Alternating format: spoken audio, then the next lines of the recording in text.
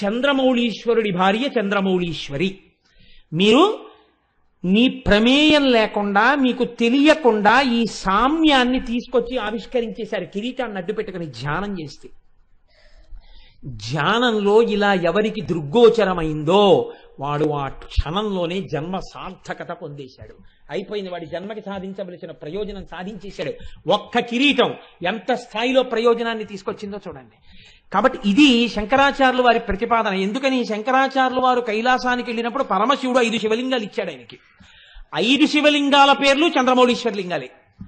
5 శివలింగాల్ని శంకరాచార్యులు వారు తీసుకొచ్చి 5 చోట్ల పెట్టారు. ఒకటి కంచిలో ఉంది, ఒకటి శృంగేరిలో ఉంది, ఒకటి చిదంబరంలో ఉంది, ఒకటి కేదార్నాథ్లో ఉంది, ఒకటి నేపాల్ నీలకంఠంలో ఉంది. 5 చోట్ల ఉన్న శివలింగాల పేర్లు చంద్రమౌళీశ్వర లింగాలే. అందుకే శృంగేరి వారు సాయంకాలం పూజ చేసినా చంద్రమౌళీశ్వర ఆరాధన అంటారు, కంచి వారు చేసినా చంద్రమౌళీశ్వర ఆరాధన అంటారు. చంద్రమౌళీశ్వరుని భార్య కూడా చంద్రమౌళీశ్వరియే. రూపమునందు ఇద్దరు ఒక్కలా ఉంటారు. ఆ ఇంద్రధనస్సుని అడ్డుపెట్టి మీకు ధ్యానమునందు ఒక కొత్త కోణాన్ని శంకరాచార్యులు వారు తొడిగారు. కాదు, ఇంకొక రహస్యం మీకు చెప్తున్నాను. అమ్మవారి కిరీటం ఏమీ తెలియని వాడికి కూడా దర్శనం అయిపోతుంది. ఏమీ తెలియకపోయినా మీరు చూడొచ్చు అమ్మవారి కిరీటాన్ని. ఎప్పుడు చూడొచ్చో తెలుసా అండి? ఒక్క కార్తీక మాసంలో కృష్ణపక్షంలో వచ్చేటటువంటి చతుర్దశి నాడు అమ్మవారి కిరీటం ఆకాశంలో కనపడుతుంది. కురువిందమణి శ్రేణి కనత్కోటీరమండిత. ఇది కూడా 16 అక్షరాలతో కూడినటువంటి నామమే. దీన్ని కూడా మధ్యలో విరవడం కానీ మధ్యలో ఆపడం కానీ చేయకూడదు, పూర్తిగానే చదవవలసి ఉంటుంది. కురువిందమణి శ్రేణి కనత్కోటీరమండిత. మీరు ఈ నామం గురించి వినే ముందు ఒక చిన్న విషయాన్ని ప్రయత్నం చేయండి వినడానికి. తల మీద పెట్టుకునేటటువంటి ఆభరణములు కొన్ని ఉంటాయి. ఎందుకని అంటే అసలు శాస్త్ర ప్రకారం అయితే ఏమిటంటే తలపాగా అని ఒకటి చుట్టుకుని ఉండాలి. అందున పండితుడైనటువంటి వాడు తప్పకుండా తలపాగా చుట్టుకుని ఉంటారు. అది ఒక లక్షణం. అందుకే నా కుండలి, నా మకుటి, నా స్రగ్వి, నాల్పభోగవాన్ అంటారు రామాయణం బాలకాండలో వాల్మీకి మహర్షి. అందుకే అసలు పండిత సత్కారము అంటే ఏంటంటే ఒక తలపాగా ఒకటి చుడతారు. అది తలపాగా చుట్టడం ఒక మర్యాద. అలాగే కంచుకములు తలకట్లును కాంచన భూషాంబరములు మెరయగ గోపకు లేతించిరి మంచి పదార్థములు కొనుచు మాధవు చూడన్. పెద్దవాళ్ళ దగ్గరికి వెళ్ళినప్పుడు తలపాగా చుట్టుకుని వెళ్తారు.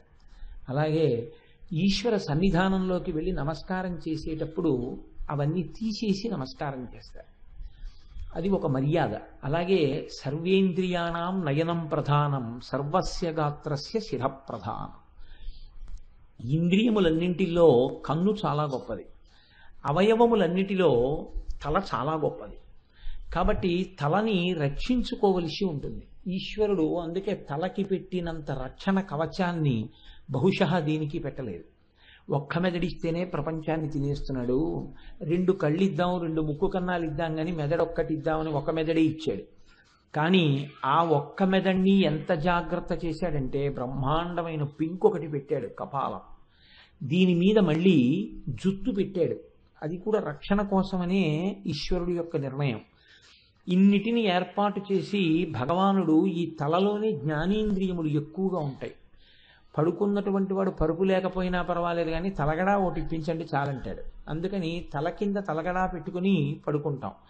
సమానత్వం అన్నది బహుశः తల దగ్గర కుదరదనుకుంటాను నేను. అసలు సమానత్వం అంటారు కానీ అన్ని వేళలా సమానత్వాలు ఎలా కుదురుతాయండి? రైలు ఎడుతుంటే బస్సుకి సమానత్వం అండి, గేట్ వేయిద్దంటే రైలు వెళ్ళేటప్పుడు గేట్ వేసి తీరుతారు. సమానత్వం ఎలా కుదురుతుంది? అంటే ఎప్పుడూ ఉంటుంది లోకంలో. అదొక అర్ధరహితమైన సిద్ధాంతం. ఎప్పుడూ అలా సమానత్వం అనేది అన్ని వేళలా అన్ని విషయాల యందు తీసుకురావడం కుదరని పని. కాబట్టి తల అనబడేటటువంటి దానికి ఒక ప్రత్యేకమైన గౌరవం ఉంటుంది. కాబట్టి దాని కింద ఒక తలగడా పెడుతూ ఉంటాం. సర్వస్య గాత్రస్య శిర ప్రధానం. ఈ తలని రక్షించుకోవడానికి ఒక టోపీ అనబడేటటువంటి దాన్ని ఒకటి ఈ మధ్య కాలంలో వాడడం అన్నది అలవాటు. అది వైదిక సంప్రదాయంలో, భారతీయ సంప్రదాయంలోని కాదు టోపీ పెట్టుకోవడం అన్నది. సూటు, బూటు, హ్యాటు అనేటటువంటి 3 పాశ్చాత్యుల యొక్క సంప్రదాయం. కాబట్టి అది మన దానిలోనిది కాదు. కానీ తేలికైనవన్నీ పట్టుకోవడం మనకు అలవాటు అయిపోయి వైదిక సంస్కృతిని పక్కన పెట్టుకోవడానికి అలవాటు పడిపోయిన వాళ్ళం. కాబట్టి తలపాగా పక్కన పెట్టి టోపీలు పెట్టుకుంటున్నాం. కనుక టోపీ అనేటటువంటిది కాదు, తలపాగా పెట్టుకోవడం అనేటటువంటిది ఉంది. తలపాగా అందరూ పెట్టుకుంటారు. కానీ ఇప్పటికీ మీరు చూడండి, ఉత్తర భారతదేశం వెడితే కొన్ని కొన్ని రాష్ట్రాలలో ఉండేటటువంటి వాళ్ళు పంచె కట్టుకోవడం, లాల్చీ వేసుకోవడం ఎంత ప్రధానమో టోపీ పెట్టుకోవడం కూడా అంతే ప్రధానంగా ఉంటుంది. మీకు మహారాష్ట్రలో ఈ సంప్రదాయం చాలా ఎక్కువగా కనపడుతుంది. వాళ్ళు మల్లె పువ్వు లాంటి టోపీలు పెట్టుకు తిరుగుతుంటారు చక్కగా. బహుశా కొత్తల్లుడికి కూడా టోపీ పెడతారేమో అనుకుంటున్నాను నేను పండగకు వస్తే అక్కడ. అందుకని అక్కడ టైలర్ల దగ్గర బహుశా ఒంటి కొలతలతో పాటు తల కొలతలు కూడా ఉంటాయేమో టోపీ కూడా కుట్టడానికి. అందుకని టోపీ అనేది ఒక సంప్రదాయంగా అంతర్లీనంగా ఉంది. టోపీ వేరు, తలని రక్షించుకోవడానికి పెట్టుకునేవి వేరు. యుద్ధానికి వెళ్ళినటువంటి సైనికులు కూడా శిరస్సుని రక్షించుకోవడం కోసమని ఒక రకమైన పరికరాన్ని తగిలించుకుంటారు. దాన్ని హెల్మెట్ అంటే ఏమైనా పెద్ద దోషమేం లేదేమో, అటువంటి దాన్ని ఒకదాన్ని శిరస్త్రాణము అంటారు. అంటే శిరస్సుని రక్షించుట కొరకు ఉపయోగింపబడేటటువంటి సాధనం. ఇది అన్ని స్థాయిలలో ఉన్న వాళ్ళు అందరూ తల మీద పెట్టుకుంటారు. కానీ తల మీద పెట్టుకునేటటువంటిది కిరీటము అని ఒకటి ఉంటుంది. ఆ కిరీటము ఎవరు పడితే వాళ్ళు పెట్టుకోకూడదు. నేను కూడా కిరీటం పెట్టుకుంటానండి అంటే ఇప్పుడైతే ఒప్పుకుంటారేమో, కానీ పూర్వకాలంలో అలా ఒప్పుకునేవారు కాదు. కిరీటము పెట్టుకున్నాడు అంటే గుర్తేమి అంటే ఇప్పుడు పరిపాలకుడు అని. అందుకే అన్నిటికన్నా మూర్ధాభిషిక్తుణ్ణి చేసినప్పుడు, రాజ్యపాలనాధికారం ఇచ్చినప్పుడు ఆ తలలో ఉన్నటువంటి ఆలోచనలే ప్రజల యొక్క యోగక్షేమములకు కారకమవుతాయి కనుక ఆయన యందు విష్ణువాంశని గౌరవించి పరిపాలనాధికారాన్ని తలకి కిరీటం పెట్టేవారు. కిరీటం లేకుండా ప్రభువు సభామంటపంలోకి రాడు, కిరీటం పెట్టుకునే వస్తాడు. పరమ పూజనీయమైనటువంటి వస్తువులలో రాజ్యాధికారంలో మొట్టమొదటిది ఇది అంటే కిరీటమే. ఆ కిరీటాన్ని అంత ప్రోక్షణ చేస్తారు, అంత భద్రంగా ఉంచుతారు. దాన్ని సమంత్రకంగా తీసుకొచ్చి తల మీద అమరుస్తారు. తర్వాత రాజదండాన్ని చేతికిస్తారు. కిరీటము లేనివాడు ప్రభువు కాడు.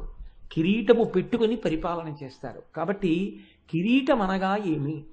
పరిపాలనకు గుర్తు. అమ్మవారు కూడా కిరీటం పెట్టుకుంది. కాబట్టి మనం ఏమంటున్నామంటే అమ్మవారిని చూసి, అమ్మా కురువిందమణి శ్రేణీ కనత్కోటీర మండిత, నీ తల మీద పద్మరాగమునులతో తయారు చేయబడినటువంటి కిరీటము ప్రకాశించుచున్నది, లేదా పద్మరాగమణులతో ప్రకాశించుచున్నటువంటి కిరీటమును ధరించి ఉన్నదానా.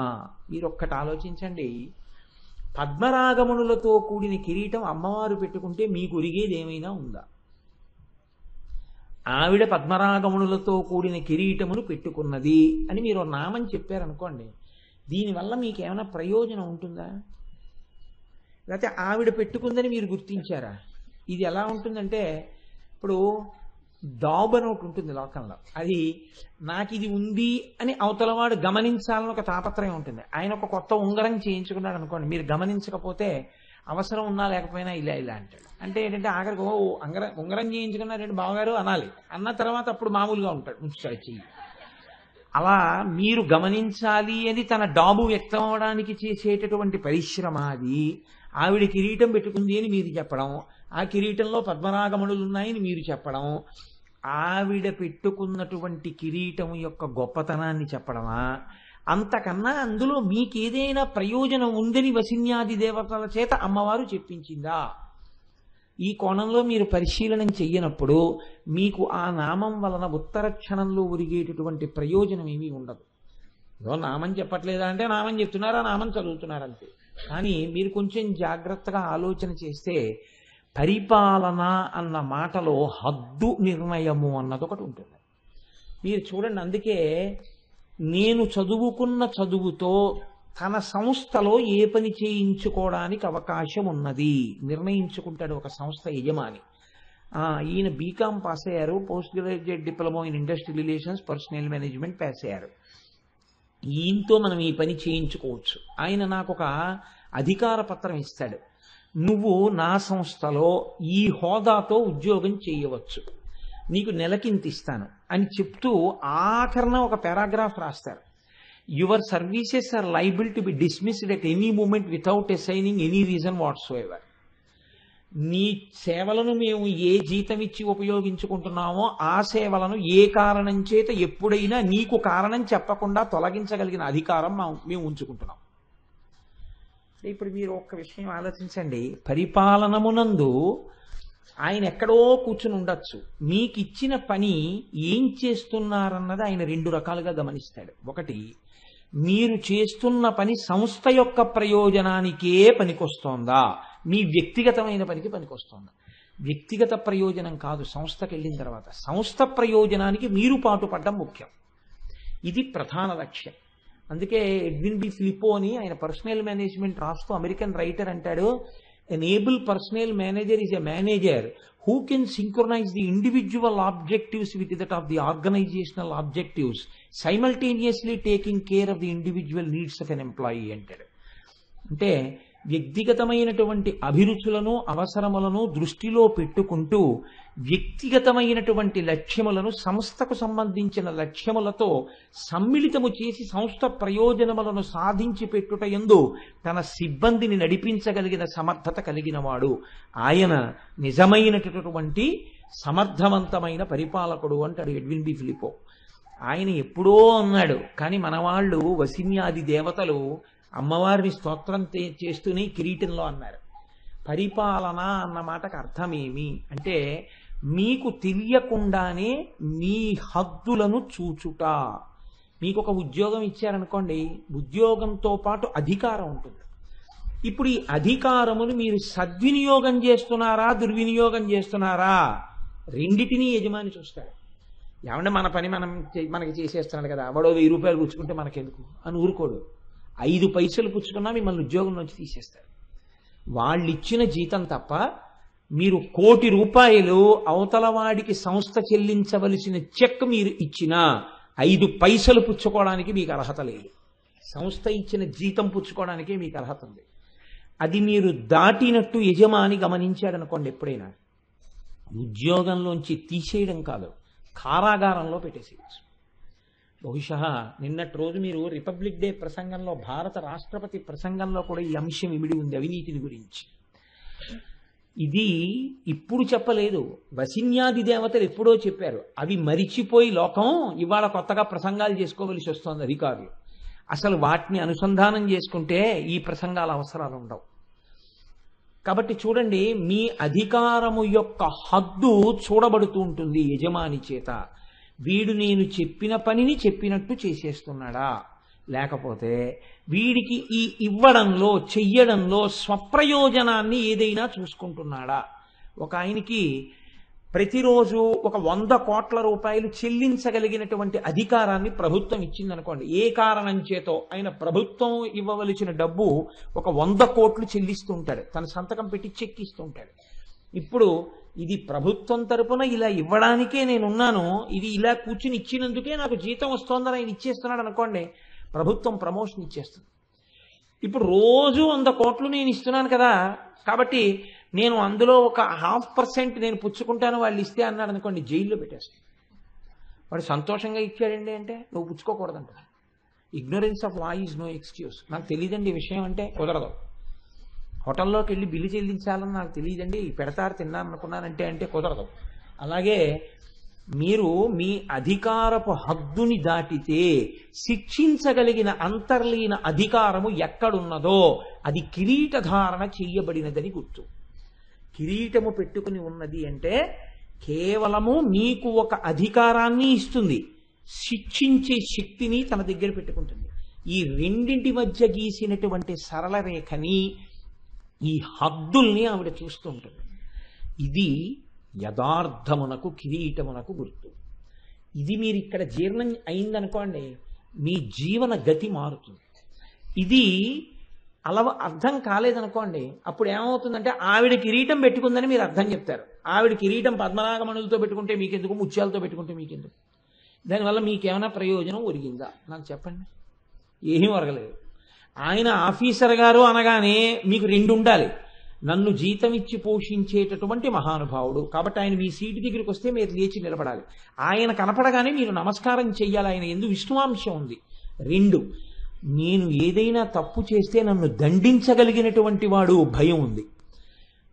ఆయన యందు గౌరవము, ఆయన యందు భయము, ఈ రెండు ఏకకాలమునందు ఉంటే ఆ రెండు ఉండడానికి ఏ విధమైన అధికారము ఆయన యందు కేంద్రీకృతమైనదో ఆ అధికారమునకు గుర్తు ఆయన తల మీద ఉన్న కిరీటము.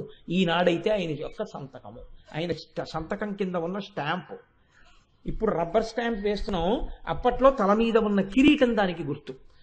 ఇందులో మీరు ఒక గమ్మత్తు గమనించండి. మీరు చెప్పారు బాగానే ఉందండి, ఇక్కడ వరకు మాకు అర్థమైంది, మీరు 10 మాటలు చెప్పక్కర్లేదు. ఒక ఉద్యోగి విషయంలో అతనికి ఇచ్చిన అధికారము, అతను దాటకూడనిటువంటి పరిధి, ఈ రెండిటిని చూస్తూ ఉంటాడు అధికారి. బాగుంది. ప్రపంచం విషయంలో, మనందరి విషయంలో అమ్మవారు ఎలా చూస్తుంది? నేను దీని గురించి పెద్ద వ్యాఖ్యానం చేయకుండా మీకు తేలికగా అర్థమయ్యే ప్రయత్నం ఒకటి చేస్తాను, మీరు గుర్తుపట్టేస్తారు. మీరు చూడండి, అమ్మవారు మీకు నాలుక అని ఒకటి ఇచ్చింది. మీకంటే నాకు కూడా నష్టమండి. నాలుక ఒకటి ఇచ్చింది. దేనికి ఇచ్చింది నాలుక? మీకు నాలుక ఎందుకండి అని అడిగాను అనుకోండి, నీ మొహం ఇచ్చా తెలియదా నీకంటారు. నాలుక ఎందుకు ఇచ్చింది? ఏమా దానికి ఎందుకంత భయపడతారు మీరు? నాకు ఏదైనా చెప్పడానికి. నేను మీకు ఇన్ని చెప్తానే, రుచి చూడడానికి. ప్రధానం ఏమిటంటే నాలుక రుచిని చెప్తుంది. ఇప్పుడు మాటలాడడం అనేటటువంటిది, మాటలు రాని పిల్లవాడి నోటి మీద ఆవకాయ కారం పెడితే ఏడుస్తాడు. కాబట్టి ముందు మాట వచ్చిందా, రుచి తెలిసిందా? రుచి తెలిసింది. అంటే ప్రధాన ప్రయోజనం ఏది అంటే రుచి. రుచిని తెలుసుకోవడం నాలుక యొక్క ప్రధానమైన ఉద్దేశ్యం. మాటలాడని నాలుకలు కొన్ని ఉంటాయి లోకంలో, కానీ రుచి మాత్రం చెప్తాయి. రుచి చెప్పని నాలుక ఉండదు, మాటలాడలేని నాలుకలు ఉంటాయి. మీరు చూడండి లోకంలో. కాబట్టి నాలుక ప్రధాన ప్రయోజనమేమి అన్నప్పుడు రుచి చెప్పుట అన్నది ప్రధాన ప్రయోజనంగా చెప్పాలి. ఆ తర్వాత మాట్లాడడం చేత ధన్యత పొందుతాడు. రుచి రెండైపోతుందండో, అది గమ్మత్తు. రుచి రెండైతే మాట. రుచి యొక్క మొదటి స్వరూపం పదార్థము యొక్క రుచిని తెలుసుకోవడం. రుచి యొక్క రెండవ స్వరూపం భగవంతుని నామములో ఉన్న గొప్పతనాన్ని తెలుసుకోవడం.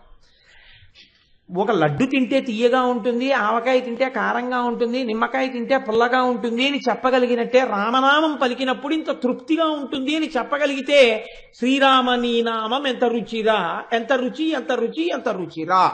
ఎప్పుడూ ఆవకాయ నిమ్మకాయ ఇవి తప్ప ఇంకోటి తెలియకపోతే వాడి ప్రారంభం. అప్పుడు రుచికి పనికొచ్చింది కానీ ఇంకో దానికి పనికి రాలేదు. అసలు ఈ రుచి ఎందుకు ఇవ్వాలి ఆవిడ? ఈ రుచి చూడడం అన్నది కానీ అమ్మవారు పెట్టలేదనుకోండి, మనకు ఒక వరం అయ్యి ఉండేది కదండి. అసలు కూరలు కొనుక్కోక్కర్లేదు, ఊరగాయలు పెట్టుకోక్కర్లేదు, చాలా సామాన్లు కొనుక్కోక్కర్లేదు. హాయిగా ఆడవాళ్ళకి ఎంత సుఖంగా ఉండేదో ఇలా ఉడికించి అక్కడ పెట్టేస్తే చాలు, తినేసేయచ్చు చక్కగాను. రుచి తెలియదు కదా, తినేద్దాం. రుచి ఎందుకు పెట్టింది ఆవిడ? మీరు బాగా గమనించండి. పడిశం పడుతోంది అనుకోండి, డాక్టర్ గారు అంటారు కొంచెం పుల్లటివి తినండి, విటమిన్ సి ఉంటుందంటారు. ఇప్పుడు విటమిన్ సి పుల్లటి పదార్థంలో ఉన్నది అని పులుపు అన్నది మీకు ఎవరి వల్ల తెలుస్తుంది? నాలుక వల్లే తెలుస్తుంది. ఏ పదార్థమునందు ఏ పోషక శక్తి ఉన్నది అన్నదాన్ని, పోషక శక్తిని రుచి ద్వారా చెప్తారు. ఏమంటే మీకు జీర్ణశక్తి కొంచెం తగ్గింది, పాలు తాగండి, కమ్మటివి తినండి అంటారు. మీకు రక్తపోటు ఎక్కువగా ఉంది, మీరు కమ్మటి పదార్థాలే తీసుకోండి తప్ప కారంతో ఉన్నవి పులుపుతో ఉన్నవి తినకండి అంటారు. రుచితో చెప్తారు. ఇప్పుడు మీరు ఇది తినవచ్చు ఇది తినకూడదు అని దేని చేత నియంత్రించుకుంటారు? నాలుక చేత నియంత్రించుకుంటారు. ఇప్పుడు అమ్మవారు నాలుక ఎందుకు ఇచ్చినట్టు? మీరు జాగ్రత్తగా ఆలోచిస్తే మీ ఆరోగ్యమును జాగ్రత్తగా ఉంచుకోవడానికి ఇచ్చినట్టు కదండి. మీరు చాలా జాగ్రత్తగా మీరు గమనిస్తే నాలుక దేని కొరకు ఇచ్చినది? అందుకే ఈశ్వరుడే వైద్యుడిగా ఉంటాడు లోకంలో. ప్రథమో ధైర్యోభిషక్. లోపల అనారోగ్యం వస్తే ఈ అనారోగ్యం ఇది తినకుండా ఉంటే నీకు ఉండదు అని డాక్టర్ గారు చెప్తారు. అందుకే మందు పథ్యము రెండు చెప్తారు. మందు జబ్బు తగ్గిస్తుంది, మళ్ళీ పటమరించకుండా పథ్యం చెప్తారు. ఈ టాబ్లెట్ వేసుకోండి బీపీ తగ్గుతుంది. పులుపు తినకండి మళ్ళీ రాకుండా ఉంటుంది. పులుపు అంటే ఏమిటండి డాక్టర్ గారు అని అడిగారు అనుకోండి, నా ప్రాణం తినకండి, అవి కూడా నేను ఎక్కడ చెప్పనంటారు. పులుపు అంటే మీకు తెలిసి ఎలా తెలిసిందండి? నాలుక అమ్మవారు రుచి చెప్పగలిగిన శక్తితో ఇచ్చింది కాబట్టి తెలిసింది. ఇప్పుడు మీరు కొంచెం జాగ్రత్తగా ఆలోచించండి. నాలుక దేని కొరకు వచ్చింది? మీ ఆరోగ్యమును నిలబెట్టుకొనుట కొరకు వచ్చింది. ఇది ఆవిడ మీకు ఇచ్చిన ఉద్యోగంతో పాటు ఇచ్చిన అధికారం. ఏమిటి అధికారం? నీ శరీర ఆరోగ్యము నిలబడడానికి కావలసినటువంటివి తిను. అమ్మవారు రుచి తెలుసుకుని బతుకు అన్నది అందుకు. నువ్వు 1,00,00,000 రూపాయలైనా రోజు చెల్లించు అనే అధికారం ఇచ్చింది ప్రభుత్వం. ఎలాగో రుచి తెలుసుకుని అనుభవించగలిగిన శక్తి అమ్మవారిచ్చింది. అధికారంతో ఆవిడ ఎందుకు ఇచ్చిందంటే నీ శరీరాన్ని జాగ్రత్తగా ఉంచుకోవడానికి. నువ్వేం చేస్తున్నావు? పరిధి దాటుతున్నావు. ఈ రుచికి తాదాత్మ్యత చెంది ఆరోగ్యాన్ని విస్మరించి రుచి కోసం తినడం మొదలెడుతున్నావు. ఇప్పుడు ఆవిడేం చేస్తోంది? నీకు ఒకదాని కొరకిస్తే నువ్వు ఒకదాని కొరకు లోకంలో ఉన్నవన్నీ తినేస్తున్నావు. అవన్నీ నువ్వు తినేయడానికి ఇవ్వలేదు. నీకు ఎంతవరకు అవసరమో అంతవరకు తిని ఆరోగ్యం నిలబెట్టుకోవడానికి ఇచ్చాను. అదే పనిగా తింటున్నావు. కాబట్టి ఇప్పుడు ఆవిడేం చేస్తుంది? తినకుండా ఉంచుతుంది మిమ్మల్ని. అదే వైద్యుడితో చెప్పిస్తుంది. నువ్వు ఇది తింటే చచ్చిపోతావు అంటుంది. చచ్చిపోవడం అంటే ఇది పోతుంది అంటే వాడికి వెంటనే భయం మానేస్తాడు. ఇప్పుడు వాడికి రుచి ఇష్టం లేదని మీరు అనుకోకండి. వాడు రుచిని గెలిచి మానలేదు. మీరు లడ్డు ఎందుకు తినరండి ఇప్పుడు అన్నారు అనుకో, నా ప్రారంభం అండి షుగర్ అంటే షుగర్ లేకపోతే తినేస్తాడు. షుగర్ ఉంది కాబట్టి తింటలేదు. ఇప్పుడు ఏం చేసింది ఆవిడ అంటే విచ్చలవిడిగా నువ్వు ఏ ఇంద్రియాలు ఈ జన్మలో లేకపోవచ్చు, ఆ పాపం గత జన్మలలో ఉందన్నమాట. ఎక్కడో ఇంకొకరు తినవలసిన దాన్ని కూడా ఇంకొకరి పెట్టకుండా నువ్వు తినేసినవి ఉన్నాయో అవి ఈ జన్మలో కొంత ఆవిడ తగ్గించేస్తుంది, నీకు తీసేస్తుంది. కాబట్టి ఇప్పుడు దాన్ని నువ్వేం చేయాలి? ఈశ్వర ప్రసాదం చేయాలి. ఈశ్వర ప్రసాదం అనుభవించినటువంటి డయాబెటిక్ పేషెంట్ ఏమంటాడంటే ఈ తీపి నాకెందుకండి, నాకు అసలైన రుచి నాకు తెలుసు అంటాడు. అధరం మధురం వదనం మధురం మధురాధిపతే మధురం మధురం. నేను కృష్ణుడి పాదాలు చప్పరిస్తున్నా, నా తీపి ముందు ఈ తీపి ఎంత నాకు అక్కర్లేదంట. ఇప్పుడు ఆయనకి ఈ తీపి వదిలిపెట్టేయడంలో తృణప్రాయంగా వదిలేస్తాడు. ఆయన్ని షుగర్ బాధించిందని మీరు అనుకుంటున్నారా? ఆయన పడితే కదా బాధ ఆయనకి. ఆయన పడని బాధ షుగర్ ఎలా బాధ పెడుతుంది? అందుకే జ్ఞాని వ్యాధికి సాక్షి. జ్ఞాని వ్యాధితో మమేకం కాడు. అజ్ఞాని వ్యాధితో మమేకం అవుతాడు, జ్ఞాని వ్యాధికి సాక్షిగా ఉంటాడు. అంతే తేడా. ఇది గత జన్మలలో చేసిన పాపం ఈ జన్మలో జ్ఞానానికి హేతువు చేస్తున్నావిడ. గత జన్మలలో చేసిన పాపానికి ఈ జన్మలో చేసిన పాపానికి నువ్వు హద్దు మీరిన దానికి శిక్షగాను వేస్తున్నావిడ. కాబట్టి ఇప్పుడు ఏమైంది? రసేంద్రియం శరీర పోషణకి ఉపకరణం. నువ్వు హద్దు మీరితే నీ బాధకి కూడా హేతువు. నీ కుటుంబాన్ని పోషించుకోవడానికి ఆ ఉద్యోగం, సమాజంలో ఈయన ఫలానా అధికారిని 10 మంది చేత నమస్కరింపబడడానికి హేతువు. నువ్వు హద్దులు మీరావు. ఉద్యోగంలో లంచాలు తింటే ఈయనేనంటే 6 నెలలు జైల్లో పెట్టారని చెప్పారు. ఉద్యోగంలో ఈ మధ్యకాలంలో మిమ్మల్ని అధికారంలోంచి తీసేశారు, మీ ఇంట్లో బంగారం బిస్కెట్లు బయటపడ్డాయని పేపర్లో పడింది, మీరేనేంటి అన్నాడు అనుకోండి. పెళ్లి సంబంధానికి వెళ్ళేటప్పటికి సిగ్గుతో తలంచుకుంటాడు. ఎక్కడొచ్చింది తేడా అంటే అధికారం ఇచ్చిన వారెవరో అధికారము యొక్క హద్దులు దాటినప్పుడు గమనిస్తున్న వారు కూడా వారే. అది కిరీటం అంటే. ఈశ్వరుడు శరీరమునందు కామం ఇచ్చాడు మనస్సుకి. మీరు జాగ్రత్తగా ఆలోచించండి. ఒక ఆయన అడిగాడు, అసలు మనస్సుకి కామం అన్నది ఉండి ఉండకపోతే అసలు ఇన్ని అల్లర్లు ఎందుకు జరుగుతాయండి లోకంలో? ఇన్ని మానభంగాలు, ఇంత వెర్రి చూపులు, ఈవి టీజింగులు, ఇవన్నీ ఎందుకుంటాయి? అసలు కామం అన్నది ఇవ్వకపోతే గొడవ వదిలిపోయేది కదండి. ఎందుకు ఇచ్చినట్టండి ఈశ్వరుడు? ఇవ్వడం ఎందుకు? అది శత్రువు అండం ఎందుకన్నాడు. శత్రువు చేసుకున్నవాడివి నువ్వు. ఈశ్వరుడు దాన్ని నీకు ఇచ్చింది స్నేహితుడిగా ఇచ్చాడు. కామం దేనికి ఇచ్చాడంటే నీ వంటి ప్రాణిని నువ్వు వేరొకరిని సృష్టించడానికి ఇచ్చాడు. ఆ కామం ఉంది కాబట్టే నువ్వు పితృరుణం తీర్చుకుంటున్నావు. నీ వంటి ఇంకొక ప్రాణిని సృష్టిస్తున్నావు. రఘుమహారాజు గారి గురించి కాళిదాసు గారు రఘువంశ కావ్యం రాస్తూ శ్లోకం చెప్పారు.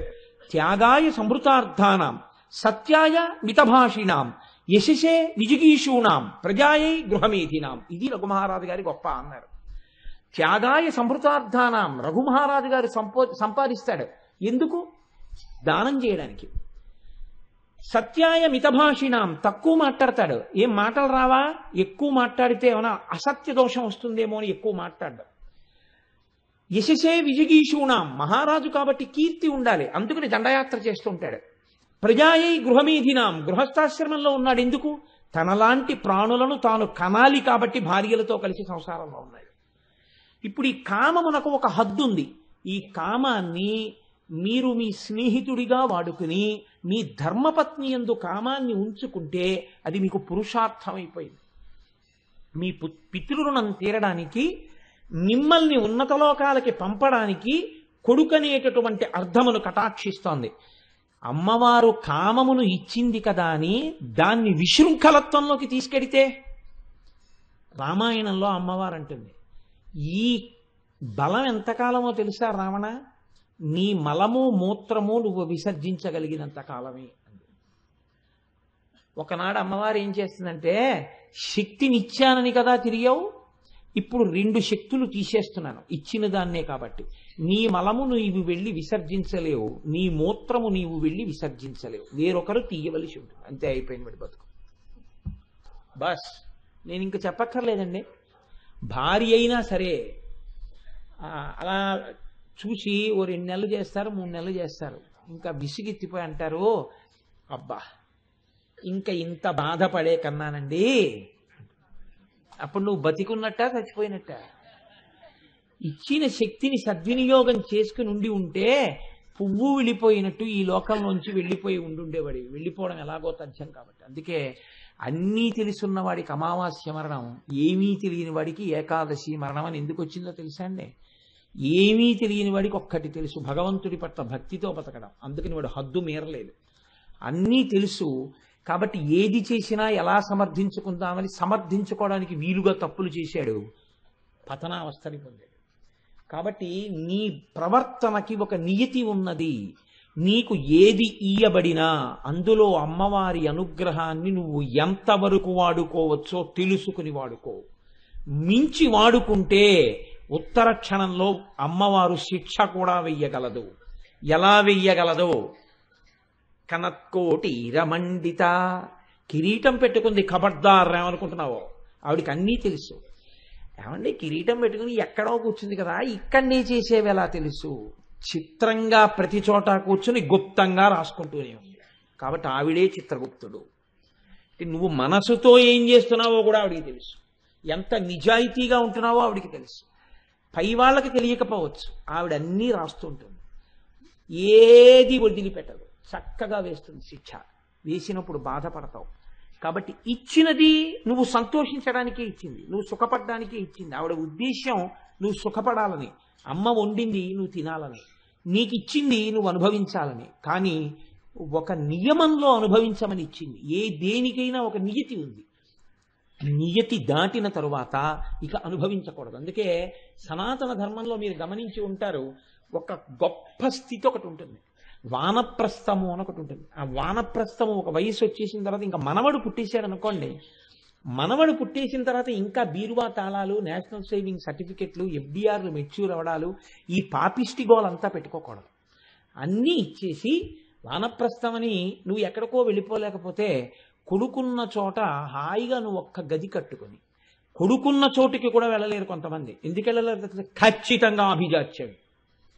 కొడుకు ఎలా ఉన్నా నువ్వు సర్దుకోవచ్చు, నీ మనసును నువ్వు సంస్కరించుకుని ఉండి ఉంటే. సర్దుకోలేకే నువ్వు వెళ్ళలేకపోతున్నావు. అందుకే చూడండి, నీవు వానప్రస్థమనగా నీ శరీరం ఉడిగిపోతున్నప్పుడు ప్రశాంతమైన చోటికి వెళ్ళిపోయి అన్నిటినీ విడిచిపెట్టి శరీరం నిలబడడానికి కావలసిన పదార్థాన్ని స్వీకరించాలి. రుచితో సంబంధం ఉండదు ఇంకప్పుడు. అందుకే పెద్దలకు అన్నం వడ్డించి ఎలా ఉంది అని అడగకూడదు. ఇది ఎలా ఉందండి, ఎలా ఉందండి, ఎలా ఉందండి అని ఎప్పుడు అడగకూడదు. మహాపచారం అది. వడ్డించి విడిచిపెట్టడమే. పరిశేచనం చేశారనుకోండి, అది ప్రసాదం. ప్రసాదం మీరు ఈశ్వరుడికి పెడితే ఈశ్వరుడు తిన్నాడు. అందులో ఉప్పు ఉందో కారం ఉందో.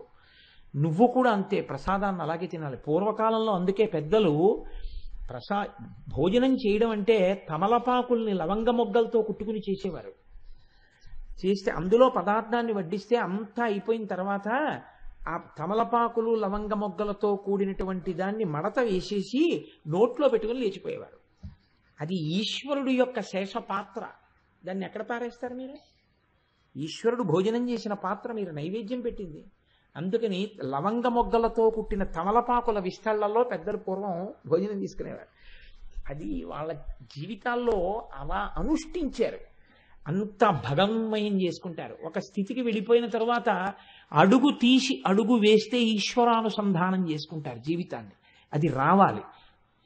సాలెపురుగు తన నోటి నుంచి వచ్చిన దారనతో గూడు కట్టుకున్నట్టు నిరంతరం మనసులో భగవంతుడి గురించిన జరిగినటువంటి స్మరణల చేత అల్లుకుంటారు తన జీవితాన్ని. ఇలా అల్లుకోగలిగినటువంటి శక్తి పెంచుకొని పరమతృప్తితో జీవనాన్ని చేస్తూ ఉంటారు. ప్రయత్నపూర్వకంగా నువ్వు అటువంటి దిశ వైపుకి అడుగులు వెయ్యాలి. అంతేకాని ఇంకా అన్నీ పట్టుకుని వెంపర్లాడిపోతే దాని వలన ప్రయోజనం ఏముంటుంది అంటే మళ్ళీ భోషాణం కింద తేలో గోడ మీద బల్లో అయిపోతావు తప్పించి ఉపయోగం ఏమి ఉండదు. నేను ఈ 2 మాటలు వాడడానికి కారణం ఏమిటో మీరు మార్కండేయ పురాణం చదివితే అర్థమవుతుంది. ఇంతకన్నా నేను చెప్పను. ఎందుకంటే ఇప్పుడు మళ్ళీ చెప్తే ఆ మార్కండేయ పురాణానికి వెడితే జన్మ పునర్జన్మ ఈ అల్లరి అంతా మొదలెట్టానంటే ఎప్పటికవుతాయి ఇవన్నీ. కాబట్టి చాలు. అయితే మరి ఏమండి మీరు చెప్పింది బాగుంది, ఈ హద్దు తెలిస్తే ప్రయోజనం ఏమిటి? తెలుసుకున్నాం. అయితే అమ్మవారు కామం ఇచ్చినది, అది తన ధర్మపత్ని యందు కామంతో ఉండడం దోషం కాదు. నా భార్య యందు నాకు కామం ఉంటే దోషము అని పిలవకూడదు. అది శాస్త్రం అంగీకరించింది. నేను అగ్నిసాక్షిగా చెప్పాను, ధర్మేచ అర్ధేచ కామేచ అనాతిచరామి, ఈమెను నేను అతిక్రమించనని చెప్పాను. కానీ ఈ కామము వేరొక స్త్రీ యందు నాకు ఉండకూడదు. ఎవరైనా కావచ్చు, వయస్సుతో సంబంధం లేదు. ఎవరినైనా గురువుగారు అని నన్ను పిలిచారనుకోండి, వెంటనే నేను వాళ్ళలో ఎవరిని చూడాలంటే నా కూతుర్నే చూస్తానంతే. ఆమె ఎంత వయస్సు నాకు అనవసరం, ఆవిడ నా కూతురు.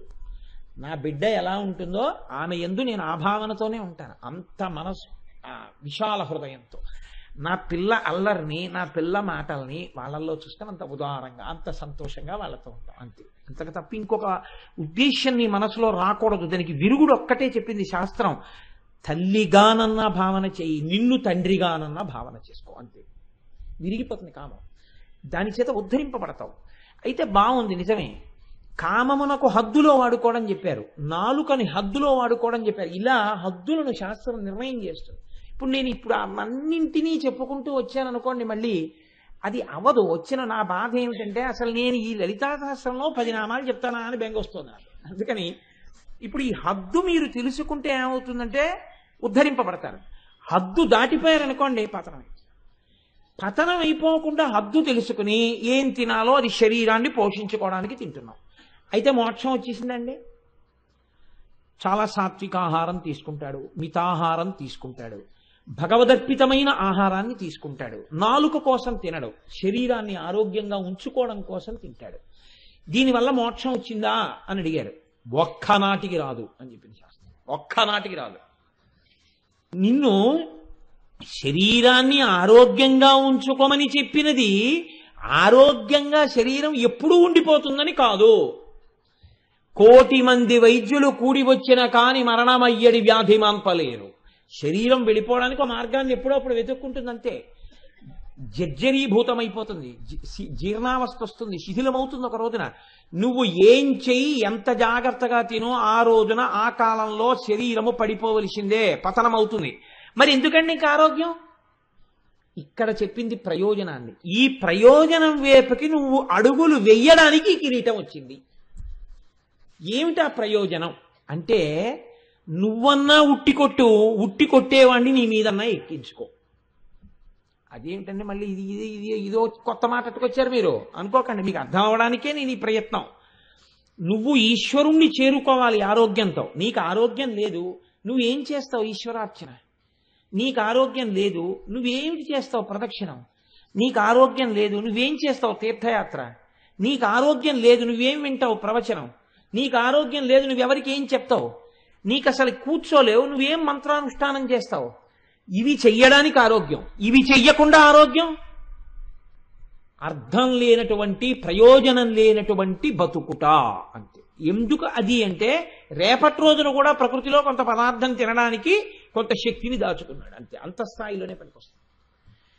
ఆరోగ్యము ఎప్పుడూ భగవదుపాసనకి హేతువుగా శాస్త్రం నిర్ణయించింది తప్ప ఆరోగ్యము ఆరోగ్య స్థాయిలో నిర్ణయించలేదు. అందుకే ఋషులు యోగా చేస్తారు. ఋషులు యోగా ఎందుకు చేస్తారో తెలుసా అండి? తపస్సుకి సాధనంగా శరీరాన్ని సిద్ధం చేసుకోవడానికి. ఇలా కూర్చుంటే అలాగే కూర్చోవాలి.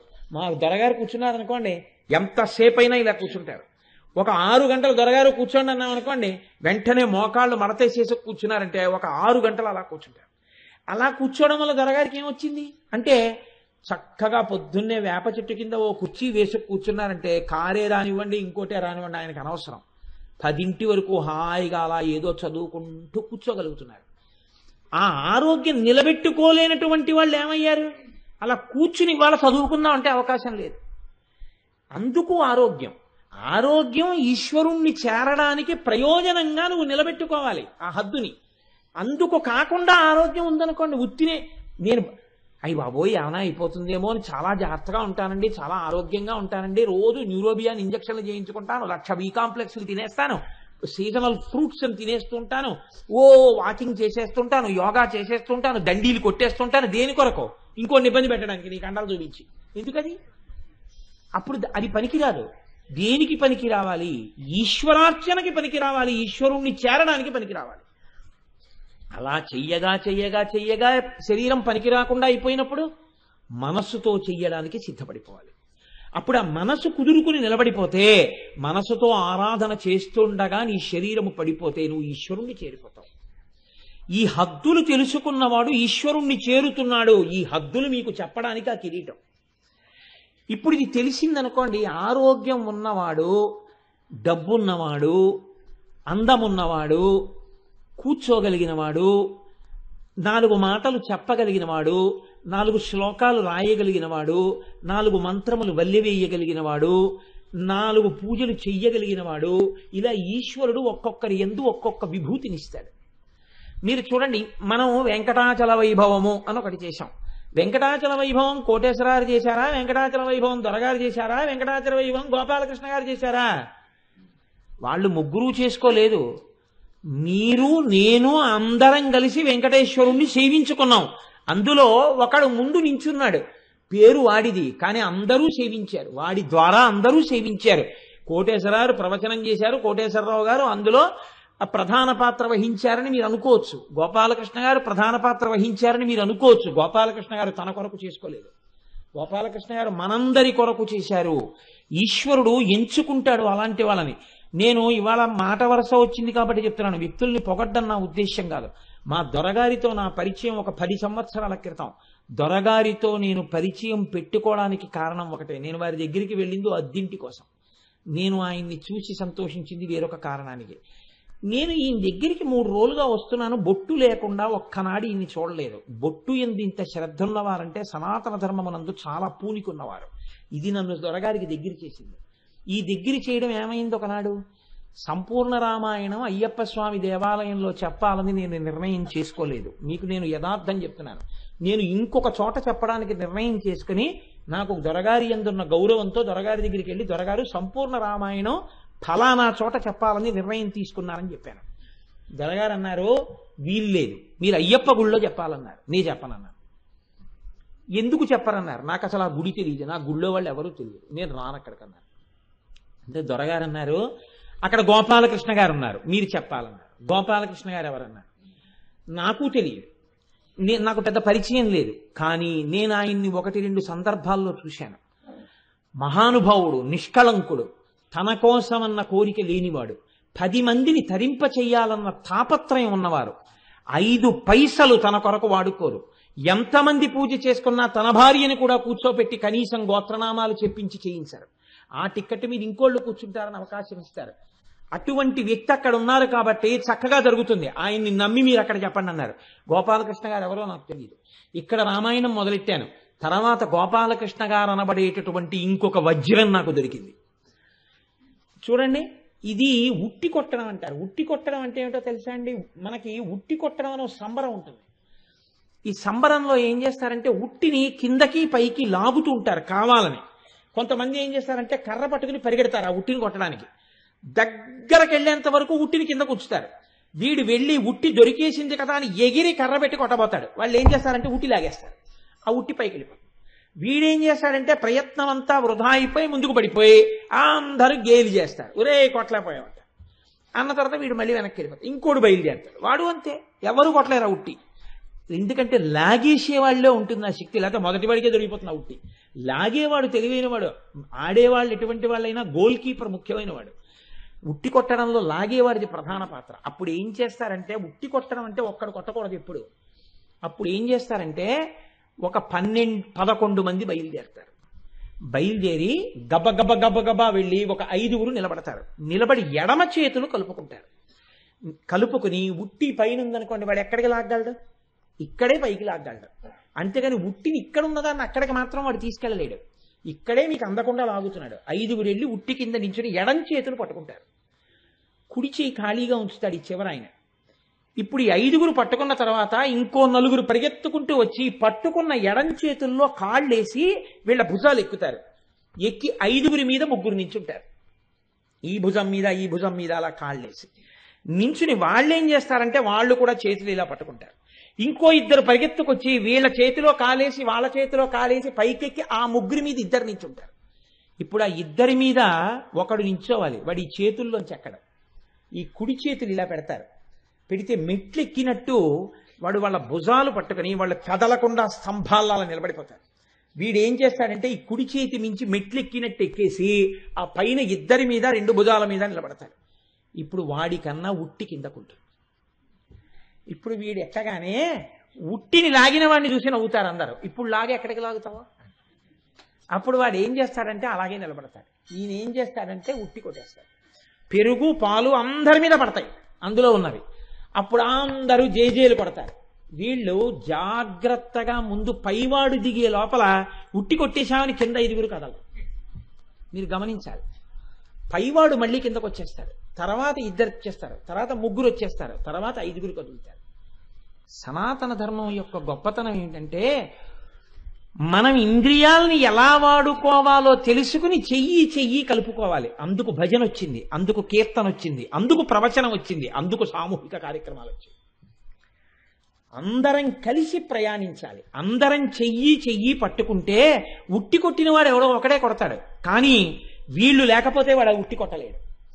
కాబట్టి వాడంటాడు వీళ్ళందరి వల్లే నేను ఉట్టి కొట్టానంటాడు. వాడు ఉట్టి కొట్టగానే వీళ్ళందరూ సంతోషిస్తారు, చూసేవాళ్ళు సంతోషిస్తారు.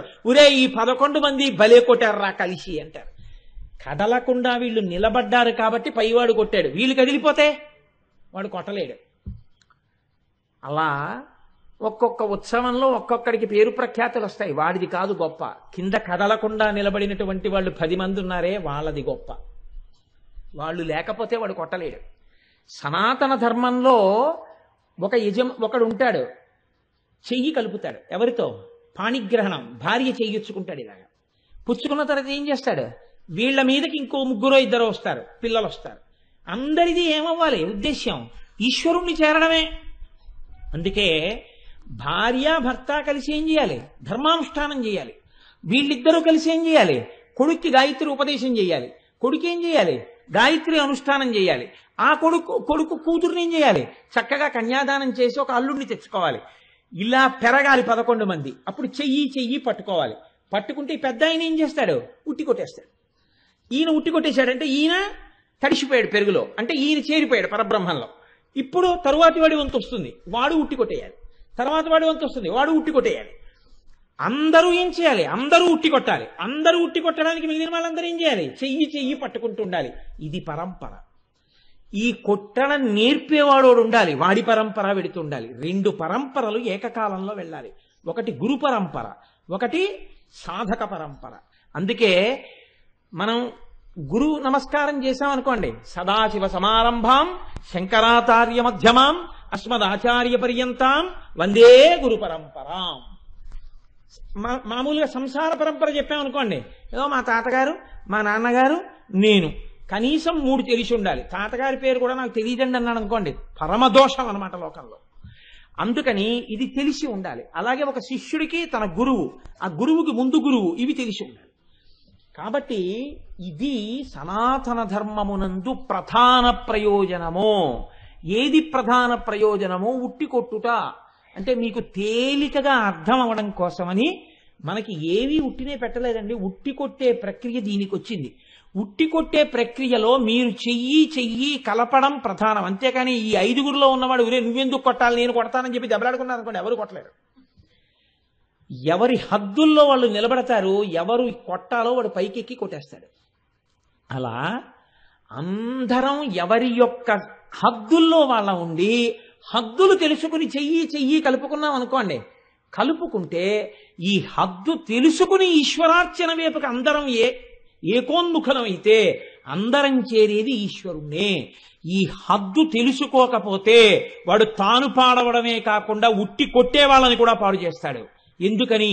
ఒక్క దుర్మార్గుడు 5గురిలో ఉన్నాడు అనుకోండి, ఒరే వీడికి పేరు వస్తుందేమో అనరా, వీడు 10 మందిలో నవ్వుల పాలు అయ్యేటట్టు చేద్దామని కొట్టే వేళటికి కదిలిపోయి భుజం వదిలేసాడు అనుకోండి, అందరూ కింద పడిపోతారు.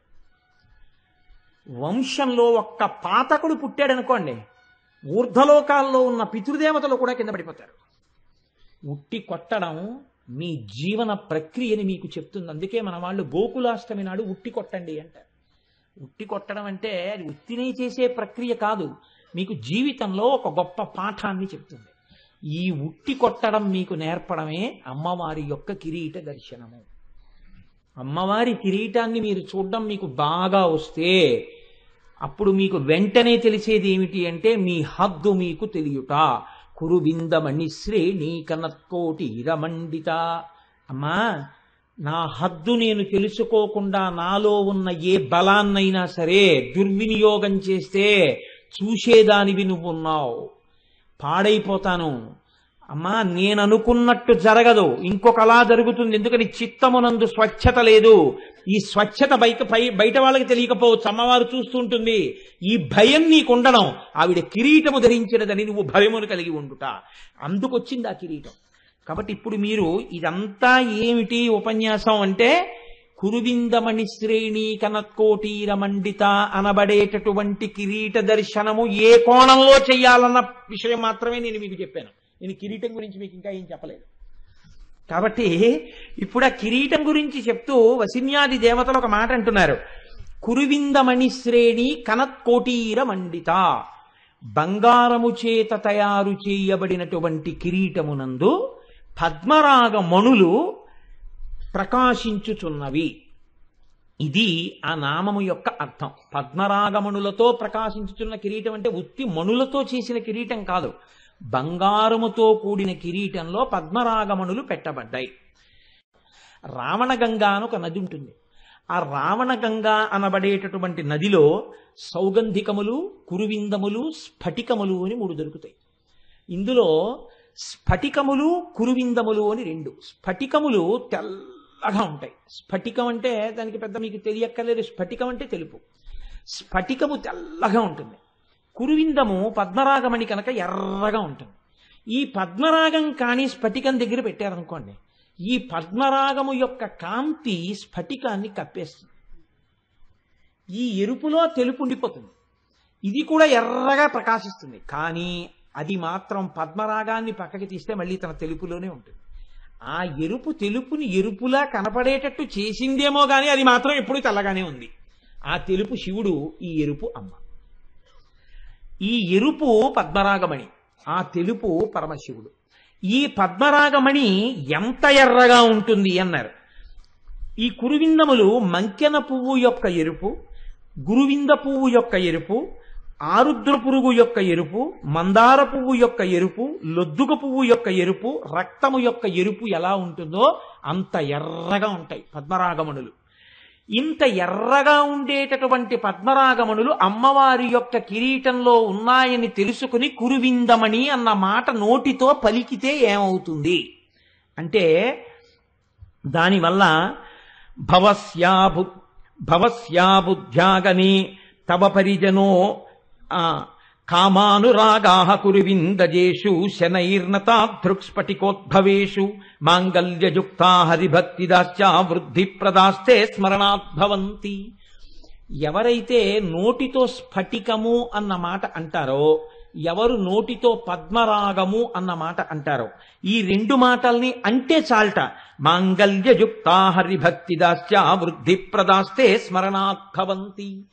నోటితో అనడం కాదు, స్మరణాత్, మనసులో ఒకసారి తలుచుకుంటే చాలు పద్మరాగమణి ఎర్రగా ఉంటుంది అని. కానీ స్ఫటికం తెల్లగా ఉంటుంది అని కానీ ఒకసారి మనసులో అనుకుంటే ఉత్తర క్షణంలో ఈ రెండిటికి ఒక శక్తి ఉంది. మీకు మంగళములను కటాక్షిస్తాయి, మీకు శుభాన్నిస్తాయి. కాబట్టి ఇప్పుడు అమ్మవారి కిరీటమునందు పద్మరాగమణులుంటే అవి మీకు ఏ శుభాన్ని చేకూరుస్తాయి అంటే హరిభక్తిదాంశ్చ, ఇవి మీకు వెంటనే హరిభక్తిదాశ్చ, హరిభక్తినిస్తాయి. హరి అనగా విష్ణువు, విష్ణువు అనగా పురుష రూపమునందుంటే విష్ణువు, స్త్రీ రూపమునందుంటే అమ్మవారు, అంతే. అందుకే అలంకార ప్రియత్వం విష్ణువుకి ఉంటుంది, అలంకార ప్రియత్వం అమ్మవారికి ఉంటుంది. ఆయన నేను ఎప్పుడెప్పుడు అవతారం దాల్చినా దేని కొరకు అంటే, నన్ను ఈ కంటితో చూడాలని కోరుకున్న వారి కొరకు, రాక్షస సంహారము కొరకు అంటాడు. పరిత్రాణాయ సాధూనాం వినాశాయ చ దుష్కృతాం ధర్మ సంస్థాపనార్థాయ సంభవామి యుగే యుగే అంటాడు. అమ్మవారు అంటుంది దేవీ భాగవతంలో, యదా యదా హి సాధూనాం దుఃఖం భవతి దానవ తదా తేషాంచి రక్షార్థం దేహం సంధారయామ్యహం. రెండింటికి ఒక్కటే అర్థం. ఎప్పుడెప్పుడు సాధు పురుషులు దుర్జనుల వలన బాధపడి నేను రావాలని కోరుకుంటారో అప్పుడు నేను ఒక రూపం తీసుకుని వచ్చి రాక్షస సంహారం చేసి సాధు పురుషులను రక్షించి నేను ధర్మాన్ని నిలబెడతాను. శ్రీకృష్ణ పరమాత్మ కూడా ఇదే అంటాడు. పుంస్వరూపంతో ఆయన ఏమంటాడో స్త్రీ స్వరూపంతో అమ్మవారు అదే అంటుంది.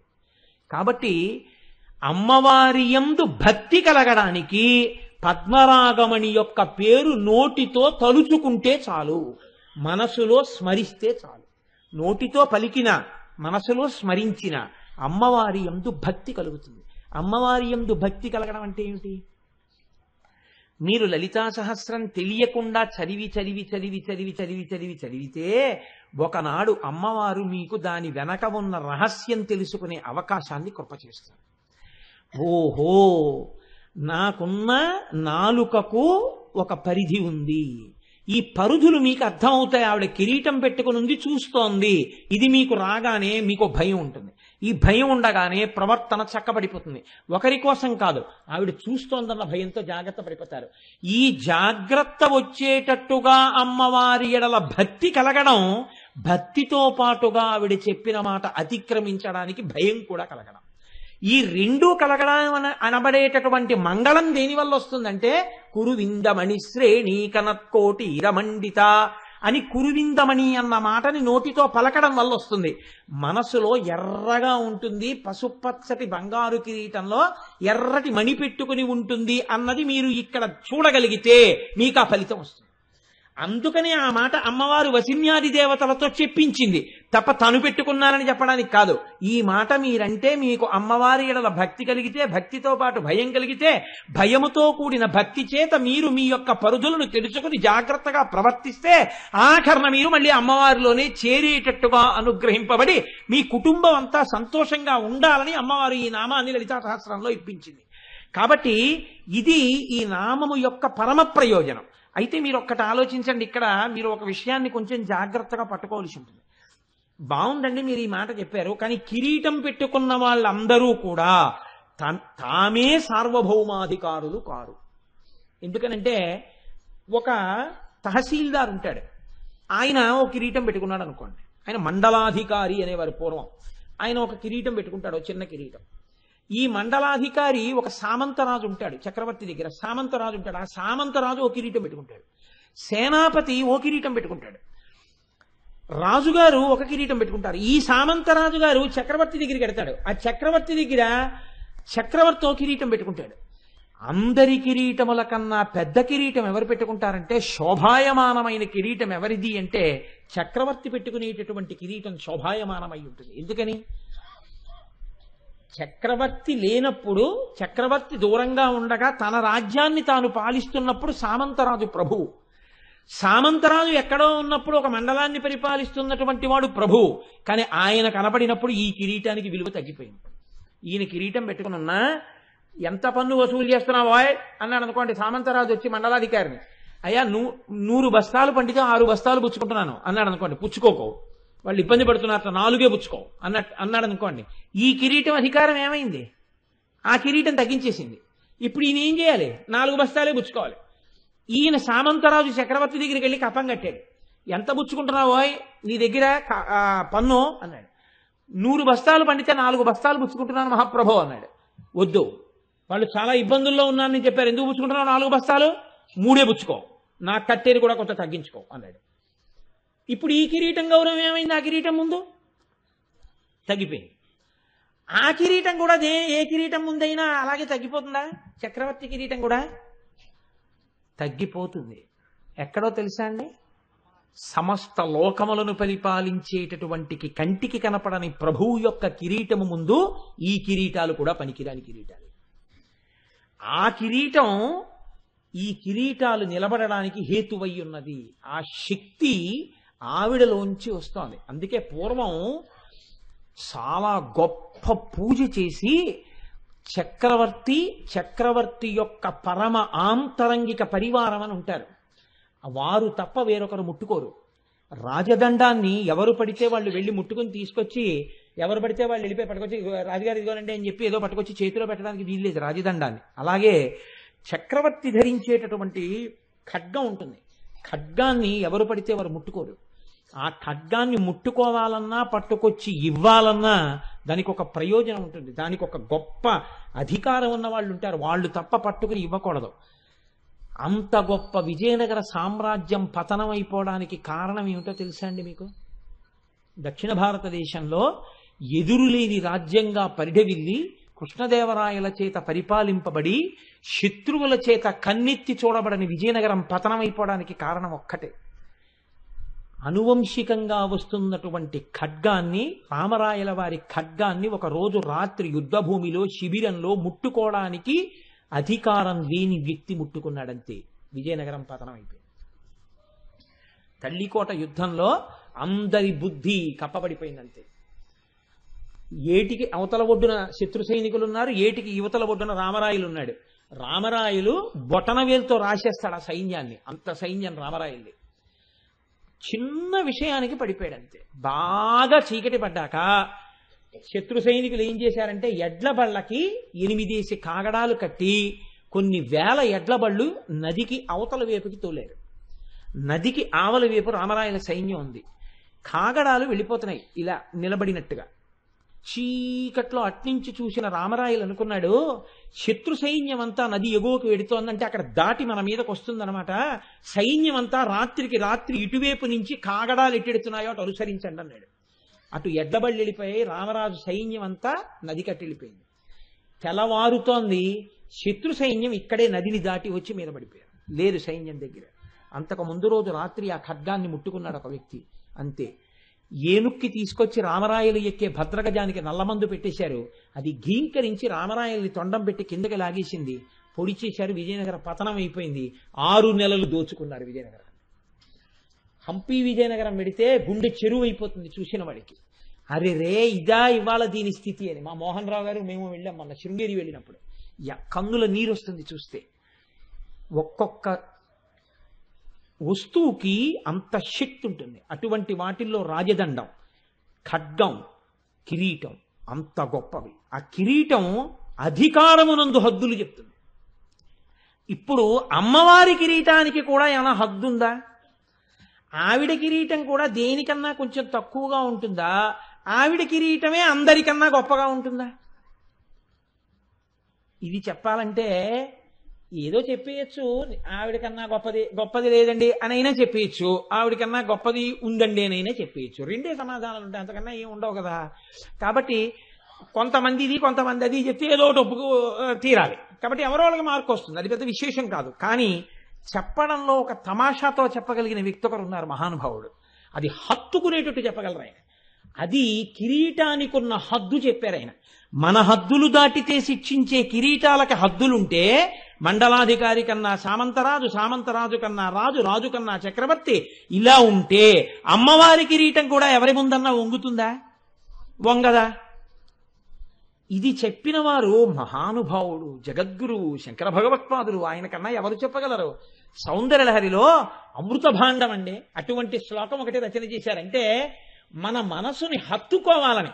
ఒక శ్లోకంతో విషయము చెప్తారు, ఒక శ్లోకంలో చెప్పి చెప్పకుండా ధ్యానం చేయిస్తారు, ఒక శ్లోకంలో ఒక నాటకీయ సన్నివేశాన్ని చూపిస్తారు.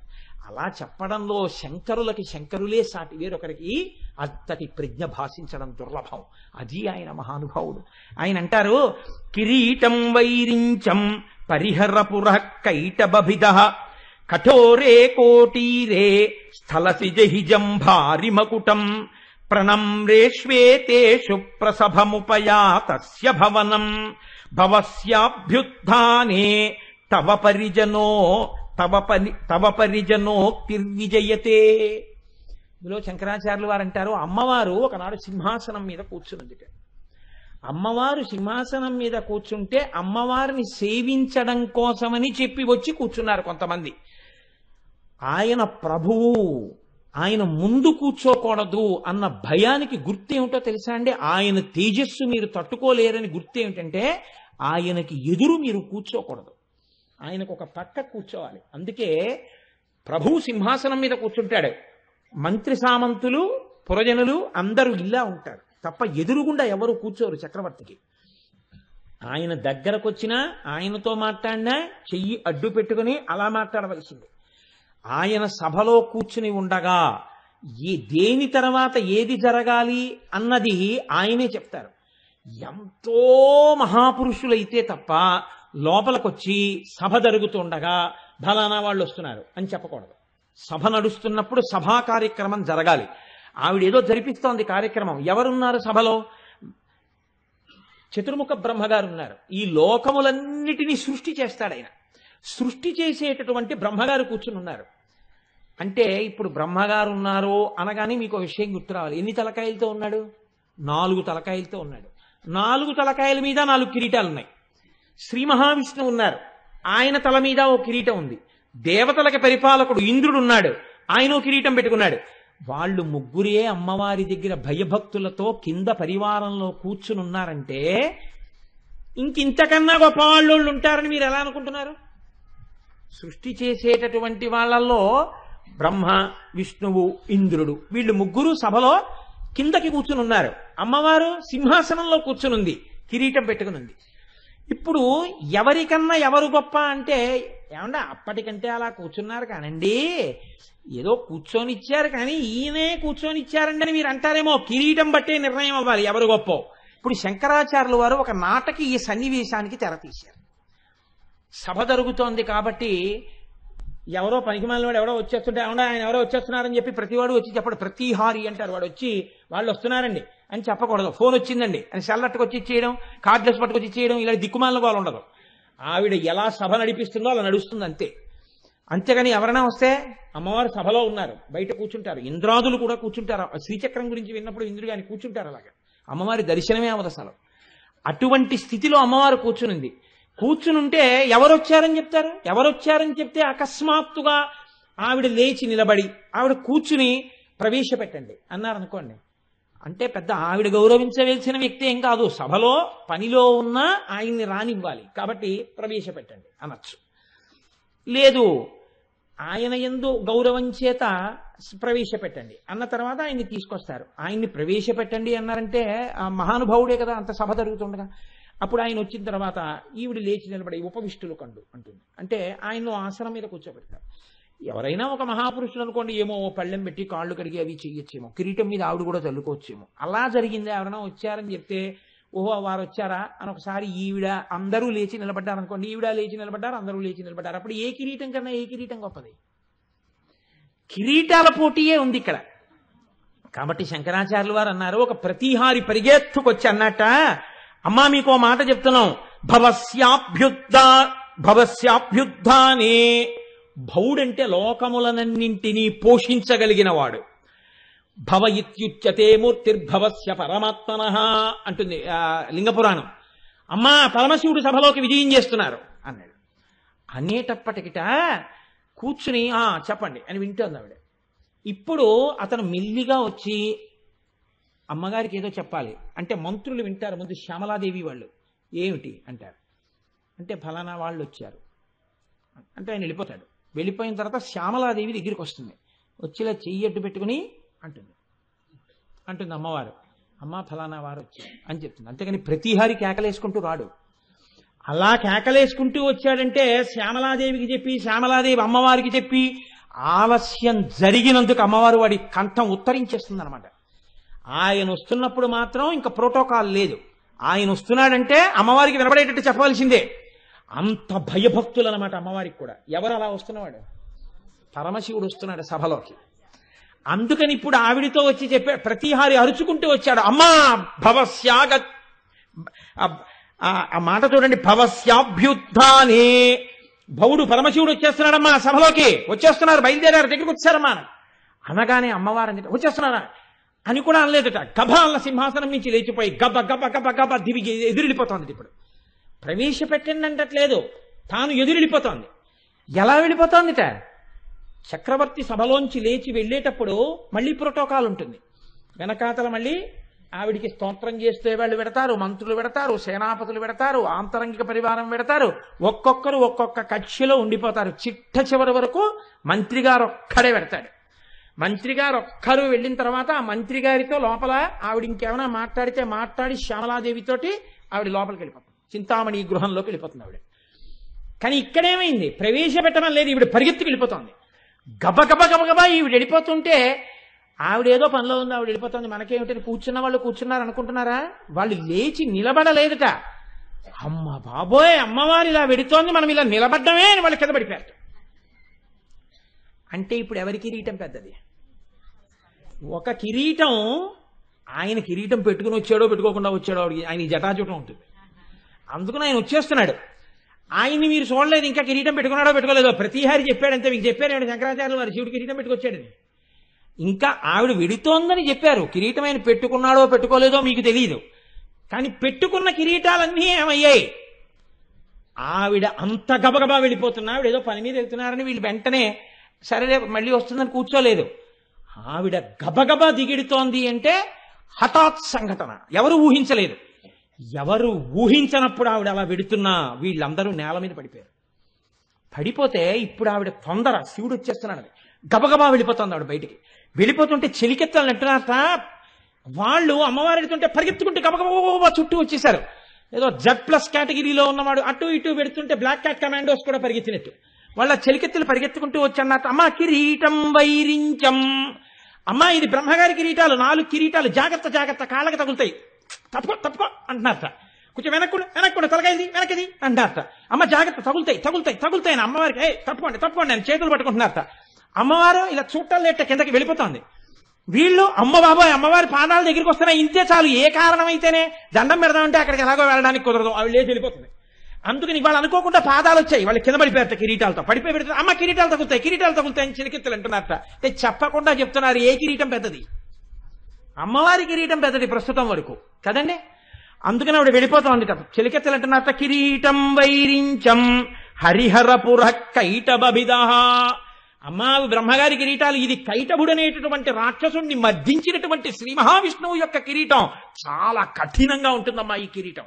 ఇది కిరీటం మీదకి బాణాలు వేస్తారు. శ్రీ మహావిష్ణువు స్థితికారకుడు. ఎప్పుడు లోకాల్లో ధర్మానికి హాని వచ్చిందంటే యుద్ధానికి వెళ్ళిపోయేది ఆయనే. కాబట్టి ఆయన కిరీటం మిగిలిన కిరీటాల్లో ఉండదు, అటువంటి కిరీటం. కాబట్టి అమ్మ అది చాలా కఠినంగా ఉంటుంది, నీ పల్లవమైన పాదములకు తగులుతుందేమో, అమ్మ జాగ్రత్త జాగ్రత్త. ఏమండో శ్రీ మహావిష్ణువు గారు వెనక్కొండండి అంటున్నారట. అమ్మవారు గబగబా వెళ్ళి అమ్మ గబుక్కుని తగులుతుందేమో, ఆ పాదం ఎంత కోమలమైన పాదం అమ్మా, తగిలితే ఇంకేమైనా ఉందా, జాగ్రత్త జాగ్రత్త అంటున్నారట.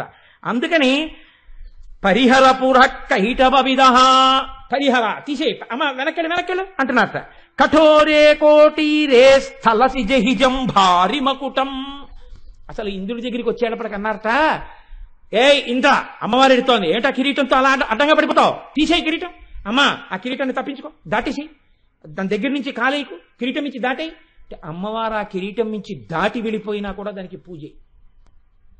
అంటే బ్రహ్మాది దేవతల యొక్క కిరీటములే హఠాత్తుగా ఆవిడ సభలోంచి లేచి వెడుతుంటే నేల పడిపోయి ఆవిడ పాదముల దగ్గర అమ్మో తల్లి పాదములని నేల మీద పడి ప్రణిపాతం చేస్తున్నాయి. అంటే ఆవిడెవరు? శ్రీ మహారాజ్ఞి. ఆవిడ ఆజ్ఞలను అందరూ పాలిస్తారు తప్ప ఆ కిరీటం వేరొవరి దగ్గర వంగేది కాదు. మరి ఎందుకు పరిగెడుతోంది? వస్తున్నవాడు భర్త. ఆయన పరిపాలకుడు కాదా పక్కన పెట్టండి, భార్యాభర్తల మధ్యలో ఆ భేదం ఉండదు. అందుకే భర్తగారు పెద్ద అధికారి అయితే భార్య గారి కాళ్ళట్టుకున్నా ఆవిడ చెప్తే పని అవుతుంది. ఆ అధికారం ఆవిడ యందు సంక్రమించే ఉంటుంది, తెలిసో తెలియకో ఉంటుంది ఖచ్చితంగా. అందుకని వాళ్ళిద్దరి మధ్య అభేదం. పార్వతీదేవి పరమేశ్వరుడికి దండం పెడితే పరమేశ్వరుడు పెద్దవాడా, పరమేశ్వరుడు కౌగిలించుకుంటే పార్వతీదేవి పెద్దదా, ఆ తర్కం ఉండదు. దంపతుల మధ్యలోకి వెళ్ళడానికి లేదు. కానీ ఇప్పుడు మీకు ఏమిటి ద్యోతకమైంది? ఆవిడ మహాపతివ్రత. అంత స్థితిలో ఆవిడ ఉన్నా, మహారాజ్ఞి అయి ఉన్నా, భర్త వస్తున్నాడనేటప్పటికీ తాను ఎదురు వెళ్ళింది అంటే తానే సభలోంచి లేచి ఎదురెళ్ళిపోయింది అంటే భర్తకి నమస్కారం చేయకుండా ఎలా వచ్చిందని మీరు అనుకుంటున్నారు? శంకరులు చెప్పాలి ఆ విషయం మీకు? చెప్పక్కర్లేదు. చెప్పకపోయినా మీకేమిటి అర్థం అవుతోంది? ఆ కిరీటం భర్త ముందు మాత్రమే వంగుతోంది, ఇంకెవరి ముందు వంగట్ల. ఆవిడ పాదముల ముందు మిగిలినవన్నీ వంగుతున్నాయి. కాబట్టి ఆ కిరీటమే పెద్ద కిరీటము. ఇప్పుడు ఆ కిరీటంలో ఉన్న పద్మరాగమణులు నువ్వు చూడగలిగితే, ఆ కిరీటంలో ఉన్న పద్మరాగమణుల గురించి నువ్వు 4 మాటలు అనగలిగితే నీ జీవితం ఏమైపోతుంది? ఉత్తర క్షణంలో భక్తి కలుగుతుంది. భక్తి అనగానేమి? నేను ఇందాకే మీకు చెప్పా, హద్దుని మీరు తెలుసుకుని జీవించుట. పైన ఒకడున్నాడు, జాగ్రత్తగా ఉండాలి, చూసేవాళ్ళు ఉన్నారనేటటువంటి హద్దు తెలుసుకోవడం. ఈ హద్దు తెలుసుకునేటప్పటికీ భక్తి భయములతో జీవించుట, ఇది మీకు అబ్బుతుంది. ఇది అబ్బితే ఏమవుతుంది? ఇలాంటి వాళ్ళందరూ చేతులు కలిపి ఉట్టి కొట్టేవాడిని పైకెక్కించుకుంటారు, ఒకటి తర్వాత ఒకటి ఉట్టి కొడతాడు. దీనికి సాధనమేమి? కిరీట దర్శనము. అందుకని కురువిందమణి శ్రేణి కనత్కోటి ఇరమండిత. ఈ భక్తి ఉంటే నువ్వు ఏ స్థితిని పొందుతావు అని అడిగారు. ఏమంటే మోక్షం రావడమేనా, ఇంకేమైనా కూడా ఉంటుందా? అమ్మవారి యందు భక్తితో ఉన్నవాడు ఏ స్థితిని పొందుతాడన్నారో తెలుసా అండి? ఏది చెప్పినా శంకరాచార్యులు వారు చెప్పాలండి, మహానుభావుడు. ఆయన తప్ప చెప్పగలిగిన వాడెవరు? ఆయన అంటారు, తనీయాం సంపాంసుం తవ చరణ పంకేరుహభవం విరించి సంచిన్వం విరచయతి లోకాన వికలం వహత్యేనం శౌరి కథమమి సహస్రేణ శిరసాం హర సంక్షుజ్యైనం భజతి భస్మోద్ధూళన విధిం. చతుర్ముఖ బ్రహ్మగారు ఈ లోకాన్నంతటినీ సృష్టి చేసేటప్పుడు ఎక్కడా తప్పు లేకుండా సృష్టిస్తున్నాడు. మనిషి కడుపున మనిషి, కుక్క కడుపున కుక్క, పిల్లి కడుపున పిల్లి, అందరికీ ముఖమే ఉండాలి. ముఖంలోనే ముక్కు, ముఖంలోనే కళ్ళు, ముఖంలోనే చెవులు, ముఖంలోనే నోరు, ముఖంలోనే అదేంటి లేకపోయినట్టయితే లలాటము. ఇన్ని సృష్టించిన ఒక వ్యక్తిని పోలి ఇంకొక వ్యక్తి ఉండడు. అందరూ ముఖాలే, అన్ని తలకాయలే అయినా ఒక మనిషిని పోలి ఇంకొక మనిషి లేకుండా సృష్టి చేస్తున్నాడు. ఇంత శక్తి బ్రహ్మగారికి ఎక్కడి నుంచి వచ్చింది? తనీయాం సంపాంసుం. అమ్మవారి పాదములకు పట్టినటువంటి రజస్సు మట్టిని చల్లుకోలేదుట. అమ్మవారి పాదములకు ఉన్నటువంటి మట్టిలో ఉన్న ఒక లేశ కణాన్ని తీసి తన కిరీటం మీద వేసుకున్నట్ట. ఇంత శక్తి వచ్చింది. నువ్వు కూడా నీకిచ్చిన శక్తిని అమ్మవారి పరం చేసి ఆవిడ పాదముల దగ్గర తల ఉంచి నమస్కరించి, అమ్మా నే చేస్తున్నది నీ అనుగ్రహంతో అని ఆవిడ పాద ధూళిని శిరస్సున వేసుకోగలిగితే నీకున్న విభూతి ఏ స్థాయిలో ప్రకాశిస్తుందో, నువ్వు ఎంత స్థితిని పొందుతావో ఆలోచించుకో. కాబట్టి తనీయాం సంపాంసుం తవ చరణ పంకేరుహభవం విరించి సంచిన్వన్ విరచయతి లోకాన వికలం వహత్యేనం శౌరి కథమమి సహస్రేణ శిరసాం. ఏమి మాటలేసేస్తారోనండి శంకరాచార్యుల వారు. అమ్మవారి పాదములకే ఉన్నటువంటి ధూళికణాన్ని శిరస్సు మీద వేసుకున్నారట శ్రీ మహావిష్ణువు. వేసుకుని ఏం చేస్తున్నారు? 1000 తలలతో ఈ భూమిని మోస్తున్నారట. అదేమిటండి, విష్ణువు భూమిని మోసినట్టు ఎక్కడుందండి లోకంలో? అంటే శంకరాచార్యుల వారి ప్రజ్ఞ ముందు ఎవరైనా తలవంచవలసిందే. ఆయన అన్నారు, వహత్యేనం శౌరి, శౌరి మోస్తున్నాడు అన్నారు. శౌరి అన్న మాట కృష్ణుడికి ఉంది. శౌరి అంటే సూర్యుడి యొక్క మనవడు. ఆ సూర్యుడు అనేటటువంటి ఆయన కొడుకు వసుదేవుడు, వసుదేవుని యొక్క కుమారుడు కృష్ణ భగవానుడు. దీని సూర్యుడికి పౌత్రుడు కనుక శౌరి అని పేరు. శూరుడికి కొడుకు వసుదేవుడైతే వసుదేవుడికి చెందినటువంటి భార్య రోహిణీ గర్భమునందు పుట్టిన బలరాముడు కూడా శౌరియే. ఎందుకని ఆ సూర్యుడికి మనవడే అవుతాడు కాబట్టి. కాబట్టి ఇప్పుడు బలరాముడు కూడా శౌరి అయితే ఆ బలరాముడి శేషాంశ, శేషుడు బలరాముడిగా వచ్చాడు. కాబట్టి ఆ శేషుడు 1000 పడగలతో భూమిని మోస్తాడు. కాబట్టి ఇప్పుడు శౌరి అన్న మాట విష్ణువాంశ శేషుడికి కూడా వర్తిస్తుంది. అలా వచ్చారు శంకరాచార్యులు గారు. ఒక్క మాటతో మిమ్మల్ని ధ్యానం చేయిస్తారు. శౌరి ఎలా చెందుతుంది అన్నారు అనుకోండి, మీరు 50 పుస్తకాలు ఎట్టి చూడాలి. అంటే మొదట్లో అయితే, తర్వాత అమ్మవారి అనుగ్రహం ఉంటే వెంటనే విడుతుంది, అది వేరు విషయం అనుకోండి. కాబట్టి ఇప్పుడు బలరాముడు శేషాంశలో ఉండగా తన 1000 పడగలతో ఈ భూమిని మోస్తున్నాడు. మొయ్యడము అన్న మాట గురించి మీరు ఒకటి ఆలోచించండి. ఎలా మోస్తున్నట్ట? బ్రహ్మగారు చేసినట్టుగా బ్రహ్మగారు చేస్తే నవికలం ఏ తేడా లేకుండా సృష్టి చేస్తున్నట్ట. విష్ణువు కూడా అంత గొప్పగా మోసేస్తున్నారు ఆ లోకాన్ని. కథమపి ఎలాగో అలా. అదేమిటి? సృష్టి చేయడం తేలిక, ఒక్క గంట పనో ఓ రోజు పనో ఉంటుంది అది సృష్టి. కానీ స్థితి, డేట్ ఆఫ్ బర్త్ అన్నది కొన్ని క్షణాలతో కూడుకుని ఉంటుంది, దాన్ని బట్టే జాతకం ఉంటుంది. డేట్ ఆఫ్ డెత్ అన్నది నిజానికి ఒక్క క్షణం ఉంటుంది, అయిపోతుంది. ఈ మధ్యలో ఉన్నదే స్థితి. ఇది ఎలా బతికామన్నదే ముఖ్యం. కాబట్టి ఇంతమందిని పరిపాలించడం అంటే మాటలా అండి? కథమపి, భరించడం అంటే పరిపాలించడం కూడా.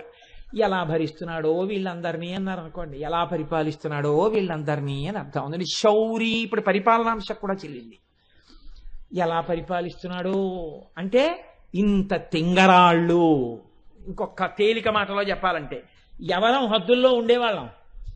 వీళ్ళని పరిపాలించడం అంటే మాటలా ఇంత పిపీలికాది పర్యంతాన్ని ఎలా పరిపాలిస్తున్నారు విష్ణువు? కథమపి, అమ్మవారి పాదములకు ఉన్నటువంటి ధూళికణాన్ని తల మీద వేసుకుని. బానే ఉందండి, మరి లయం చేసి ఆయన ఏం చేస్తున్నాడు అంటే వహత్యేనం సౌరి కథమపి సహస్రేణ శిరసాం హరసంక్షుజ్జైనం భజతి భస్మోద్ధూళన విధిం. హరుడు అనగా రుద్రుడు ఈ లోకములనన్నిటినీ కూడా లయం చేసేసి ఆ బూది తీసుకుని ఒంటికి రాసుకుంటున్నాడు. అది ఏంటి? ఇలా ఆయన సృష్టించాడు, బానే ఉంది, సృష్టించి ఒంటి మీద పెట్టుకోలేదు. విష్ణువు భరించి ఒంటి మీదకి రాసుకోలేదు. రుద్రుడు లయం చేసి ఆ బూది చేసి ఒంటికి రాసుకుంటున్నాడు అన్నారు శంకరాచార్యుల వారు. వాళ్ళిద్దరూ చేయింది ఈయన ఎందుకు చేస్తున్నాడు? ఇది శంకరాచార్యుల వారి ప్రజ్ఞ అంటే. ఏదో ఒకటి చెయ్యాలి కాబట్టి అండి, అంతా ఉండిపోయింది కదా పౌడర్లా ఉందని రాసుకున్నాడండి అని కాదు. అది మీరు జాగ్రత్తగా ఆలోచిస్తేనే అందుతుంది. ఎందుకు రాసుకుంటున్నాడో తెలుసా అండి? ఈ సృష్టిని ఎలా చేశాడు బ్రహ్మగారు? అమ్మవారి పాదరేణువుని తల మీద దాల్చి భక్తితో చేశాడు. విష్ణు ఎలా పరిపాలించారు దీన్ని? అమ్మవారి పాదరేణువుని తల మీద వేసుకుని భక్తితో పాలించారు ఈ లోకాన్ని. కాబట్టి ఈ లోకం ఎక్కడి నుంచి వచ్చింది? అమ్మవారి పాద రేణువు యొక్క అనుగ్రహంతో వచ్చింది. కాబట్టి ఇప్పుడు దీన్నంతటినీ బూది చేసినా ఇది ఏదైంది? అమ్మవారి యొక్క అనుగ్రహమే బూది రూపాన్ని దాల్చింది. దాన్ని అలా వదిలేస్తే ఎలా? ఇంకా దీన్ని వాడుకోవడానికి నేను ఒక్కడే మిగిలేని ఈ అనుగ్రహాన్ని, ఇది ఇలా వదిలేయడం ఎందుకనా? ఆ అనుగ్రహాన్ని ఒళ్ళంతా రాసేసుకున్నట్ట శంకరుడు. అందుకని విభూతి ధారణ చేశాడు అన్నారు శంకరాచార్య గారు. అమ్మవారి అనుగ్రహాన్ని శంకరుడు ఒంటికి పులుకున్నాడా అన్నారు. ఇది భక్తి కలిగిన వాడికి ఉండేటటువంటి అధికార విస్ఫోటనం. ఏ స్థాయికి ఎదుగుతాడో, ఎదిగి భక్తితో ఎలా ఉంటాడో ఒక్కసారి కురు విందమణి శ్రేణి కనత్తోటి ఇరమండిత అన్న నామాన్ని అర్థం చేసుకుని నువ్వు అనగలిగితే ఇంత తేడా వచ్చేస్తుంది నీ జీవితంలో. నీకు ఏ విభూతి ఉన్నదో ఆ విభూతి అంత స్థాయిలో ప్రకాశించేస్తుందంతే. అంత గొప్ప స్థాయికి వెళ్ళిపోతావు. ఎవరికి తట్టనివన్నీ తడతాయి. ఒక్కొక్కరు చూడండి, ఇంతమంది పరిపాలించారు. కాటన్ దొర గారికి ఒక్కరికే రావడం ఏమిటి ఆలోచన? ఇప్పటికీ కాటన్ దొర గారి పేరు చెప్తే మనం నమస్కారం చేయడం ఏమిటి? ఎంతో మంది లోకంలో పుట్టారు, పెరిగారు, పెద్దవాళ్ళు అయ్యారు. ఎవ్వరూ చేయలేనన్ని ఉపదేశాలు, అన్ని గొప్ప మాటలు చంద్రశేఖర పరమాచార్య స్వామి వారు ఒక్కరే ఎలా చెప్పగలిగారు? కారణ జన్ములు అంటాం. కారణ జన్ములు అంటే అమ్మవారి అనుగ్రహాన్ని జన్మతో పొందినవారు. అలా నీకున్న విభూతి అమ్మవారి పరం చెయ్యడం నువ్వు నేర్చుకుంటే, నాదే ఉందండి ఇదంతా తల్లి యొక్క ధూళికణం తల మీద పడితే ఇలా జరుగుతోంది అని నువ్వు అనగలిగితే నువ్వు ఏ స్థాయికైనా పెరుగుతావు, ఎంత గొప్పవాడివైనా అవుతావు. ముగ్గురు ఈ లోకమును పరిపాలించేవారు ఆ స్థాయిని పొందారంటే ఆ భక్తితోటే పొందారు. నువ్వు కూడా భక్తితో నిలబడగలిగితే ఆ స్థాయిని పొందుతావు.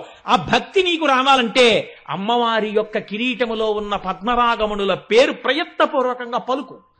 ఇక్కడ ధ్యానం చేస్తే నీకు ఆ అనుగ్రహం కలుగుతుంది. కాబట్టి ఇప్పుడు ఈ కిరీటం గురించి ఈ మాటలు చెప్తే వసిన్యాది దేవతలు చెప్పినా, వ్యాసుడు చెప్పినా అక్కడ వరకే చెప్పారు. కురు విందమణిశ్రేణి కనత్కోటి రమండిత. కానీ స్మరణ మీరు ఎంత బాగా చేస్తే, దాన్ని ఎంత బాగా చూస్తే, లోపల ఎంత పట్టుకుంటే మీ జీవితం అంతా మారిపోతుంది. ఇది చిత్రం. అంటే ఇప్పుడు ఎంత బాగానో పట్టుకోవాలి. ఏమండి ఎంత బాగానో పట్టుకోవడానికి ఏముంది, ఎందుకన్ని మాటలు నోరు కొట్టుకు చెప్తారు, బంగారం కిరీటం అందులో పద్మరాగమణులు, ఇంతకన్నా ఏముందండి. పోనీ బంగారంకు ఇంకో కొత్త డిజైన్ ఊహిస్తాం, ఇవాళ పద్మరాగమణుల సైజు ఓ రోజు పెద్దది పెడతాం, ఓ రోజు చిన్నది పెడతాం, అలా ఊహిస్తాం. అంతేగాని ఊరికే ఎందుకు అలా ఇంకా ఊహించు స్మరించు చెప్పు అంటుంటావు అంటారేమో. అలా నీ చెప్తున్నది నా కోసం కాదు, మన మనసు బాగా దాన్ని పట్టుకుని పొంగిపోయేటట్టు ఇంతకన్నా ఒక గొప్పతనంతో చూసి గొప్ప సమన్వయం చేసి మన జీవితాల్ని ఉద్ధరించడానికి మహోత్కృష్ట ప్రయత్నం ఒకటి శంకర భగవత్పాదులు సౌందర్యలహరిలో చేశారు ఈ కిరీటం మీద. అందుకే కిరీటం మీద శంకరాచార్యులు వారు 2 శ్లోకాలు రచన చేశారు. కాబట్టి ఇప్పుడు చూడండి, ఆ శ్లోకంలో అంటారు, గతైర్మాణిక్యత్వం గగనమణిభిః సాంద్రఘటితం కిరీటం తే హైమం హిమగిరిసుతే కీర్తయతి యః సనీడే యచ్ఛాయాచ్ఛురణ శబలం చంద్రశకలం ధనుశౌనాసీరం కిమితి నిభద్నాతి దిశనాం. ఒక గొప్ప విషయాన్ని చెప్పేసి శంకరాచార్యులు వారు అన్నారు, అబ్బే ధ్యానం చేస్తే ఇది ఎవరికి కనపడదండి అన్నారు. నా నిబధ్నాతి, ఎవరికి కనపడదు, ఇది ఆయన వినయం. ఆయన అంటున్నారు, అమ్మవారి కిరీటం అంటే ఎలా ఉంటుందో తెలుసా? కిరీటాలు రకరకాలుగా ఉంటాయి. రామచంద్రమూర్తి పెట్టుకునే కిరీటం ఉంటుంది, చాలా గొప్పగా ఘనంగా ఉంటుంది. సార్వభౌముడు పెట్టుకునే కిరీటం ఉంటుంది, ఏదో అంతెత్తు నుండి దాని మీద ఇలా పడగా అవి ఇవి ఉంటాయి. అమ్మవారి కిరీటం చమత్కారంగా ఉంటుంది. అమ్మవారి కిరీటం ఎలా ఉంటుందంటే శంకరాచార్యులు వారు గుర్తు చెప్తున్నారు, అలాగే ఊహిస్తూ ఉండి ఎప్పుడు ఊహించినా ఎలా ఉంటుందో ఆ కిరీటం. ఎన్నో కిరీటాలు చూసేసి ఇలా ఉంటుంది అనకు. ఎలా ఉంటుందో తెలుసా? ఎవరు చూశారో వాళ్ళు చెప్పాలి. ఆయన చూశారు కాబట్టి మనకి చెప్తున్నారు. కిరీటం విషయంలో ఒక లక్షణం ఉందండి. కిరీట ధ్యానం ఎవరు బాగా చెయ్యగలుగుతారో వాళ్ళకి చాలా దగ్గరగా అమ్మవారి దర్శనం అవుతుంది, మిగిలిన వాటికి ఉండదు. అలాగే కిరీట ధ్యానం బాగా చేసిన వాళ్ళకి అమ్మవారు చాలా సమీపంలో నిలబడి దర్శనమిస్తుంది. అంటే ఎవరు పొందారు ఈ దర్శనాన్ని? శంకరాచార్యులు వారు పొందారు. కాబట్టి ఇప్పుడు శంకరాచార్యులు వారు మనకి దాన్ని అందిస్తున్నారు. ఇది ఆయన త్యాగం. ఇప్పుడు అసలు కిరీటం ఎలా ఉంటుంది? రకరకాల కిరీటాలు ఉన్నాయి, అన్ని ఊహించకు, నీ చెప్తాను, బాగా గుర్తుపెట్టుకో. ఎలా? సనీడే యచ్ఛాయా. సనీడే అంటే పక్షుల యొక్క గూడు. పక్షుల గూడు ఎలా ఉంటుందో, పక్షుల గూడు ఇలా ఉంటుంది.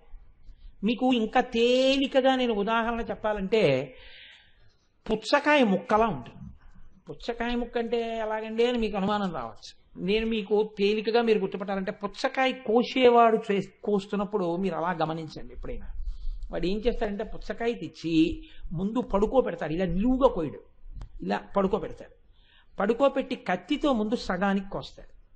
కోసిన తర్వాత ఏం చేస్తాడంటే, అందంగా అమ్మేవాడైతే, ఎవడ పడితే వాడి గురించి నేను చెప్పట్లేదు, ఇప్పుడు ఈ ఓ ముక్క తీసేసి ఓ ప్లాస్టిక్ కవర్లో పెట్టి బండి కింద పెట్టేస్తాడు. ఈ మిగిలిన సగం ముక్కని ఏం చేస్తాడంటే ఒక కత్తి పట్టుకుని ఇలా గుండ్రంగా కోస్తాడు. ఇప్పుడు అందులోంచి కాకరకాయ ముక్కల్లా ఇలా గుండ్రంగా వస్తాయి పళ్ళేలాగా. ఇప్పుడు దీన్ని ఏం చేస్తాడంటే మళ్ళీ ఇలా సగానికి కోస్తాడు. ఇలా సగానికి కోస్తే ఇలా అర్ధచంద్రాకారాల్లో వస్తాయి. ఇప్పుడు వీటిని ఏం చేస్తాడంటే గమ్మత్తుగా పెడతాడు ఇలా. ఇది మీరు చూడగానే ఏం చేస్తుందంటే కంటిని ఆకర్షిస్తుంది, తదియనాటి చంద్రరేఖల్లా ఉంటాయి. ఇది తిందామని మీరు ఏం చేస్తారంటే పెడితే ₹1 ₹2 పెడతాడు, అనంతమైన ముక్కలు సృష్టిస్తాడు. ఇప్పుడు ఆ ముక్క పట్టుకుంటే మీరు ఇలా పట్టుకోవడానికి ఉండదు, ఇలా కింద పట్టుకోవాలి. పట్టుకుని మీరు ఈ చివరి నుంచి అందులో ఉన్న ఎర్రగుజ్జంతా తినేస్తే తెల్లగుజ్జుతో ఆకుపచ్చ అర్ధచంద్రాకారంగానే మిగిలిపోతుంది. దీన్ని మీరు కింద పారేస్తే దాని రూపం చెడదు, ఎర్ర గుజ్జు పోతుంది, మేకో గొర్రెో తినేస్తుంది, తర్వాత విషయం. కానీ చూడండి, అర్ధచంద్రాకారంగా దాని ఆకారం మిగిలిపోతుంది తిన్న తర్వాత కూడా. అలా తేలికగా చెప్పాలంటే అంతకన్నా ఉపమానం లేదు. సనీడే యచ్ఛాయా. పక్షి గూడు పెడితే ఇలా పెడుతుంది. ఎందుకో తెలుసా అండి? తాను కూర్చుంటే రెక్కలు ఇలా పెడితే గుడ్డు చక్కగా అందులో ఉండాలి. తాను పొదిగితే ఇలా పక్షి కూర్చుంటుంది, బరువంతా ఆంచదు, పొట్ట వేడి ఒక్కటే గుడ్డుకు తగులుతుంది. అమ్మ పొట్ట వేడి గుడ్డు పెంకుకు తగిలితే ఆ వేడి లోపల ఉన్న పిండం గ్రహించి పిల్లతనాన్ని పొందుతుంది, ప్రాణం పోసుకుంటుంది. తన కంటికి కనపడనటువంటి తన బిడ్డ గుడ్డులో ప్రాణం పోసుకుంటున్నప్పుడు తన ఒంటి వేడి చేత పొదకపడుతున్న గుడ్డు వలన పొందుతున్నటువంటి అవ్యాజమైన ఆనందం చేత పక్షి కనుగుడ్లు గమ్మత్తుగా ఇలా మూస్తుంది. మీరు ఏ వెంకటాచలం లాంటి క్షేత్రాలకో వెళ్ళినప్పుడు ఏ మధ్యాహ్నం వేళ ఒక్కరూ తిరుగుతుంటే చెట్ల మీద గోళ్లల్లో పొదుగుతున్న పక్షులు కనపడతాయి. అప్పుడు వాటి కళ్ళల్లో ఆనందం చూడాలి మీరు. అమ్మవారు కట్టిన గూడు కూడా అలా ఉంటుంది. అమ్మవారి కిరీటం కూడా అలా ఉంటుంది, ఇలా గూడులాగా. వెంకటేశ్వర స్వామి వారు పెట్టుకుంటారే కిరీటం, ఏదో కొంచెం బోర్లించినట్టు ఉంటుంది, అలా ఉంటుంది అనమాట ఆ కిరీటం. ఇప్పుడు ఈ కిరీటం గురించి శంకరాచార్యుల వారు ముందు మీకు ఒక క్లూ అందించారు. అలా ఊహిస్తే ఇప్పుడు అందులో ఏముంది? గతైర్మాణిక్యత్వం గగనమణిభిః సాంద్రఘటితం. ఇప్పుడు మామూలుగా ఒక రాజు పెట్టుకునే కిరీటం అయితే ఏదో ఇంత బుర్రకాయ ఉంటుంది. అమ్మవారు సమస్త విశ్వములు ఆవహించింది. ఇంత విశ్వరూపిణి అయినటువంటి జగన్మాత తలకి సరిపోయే కిరీటాన్ని ఎవరు తయారు చేస్తారు? దానికి మణులు ఎక్కడి నుంచి వస్తాయి?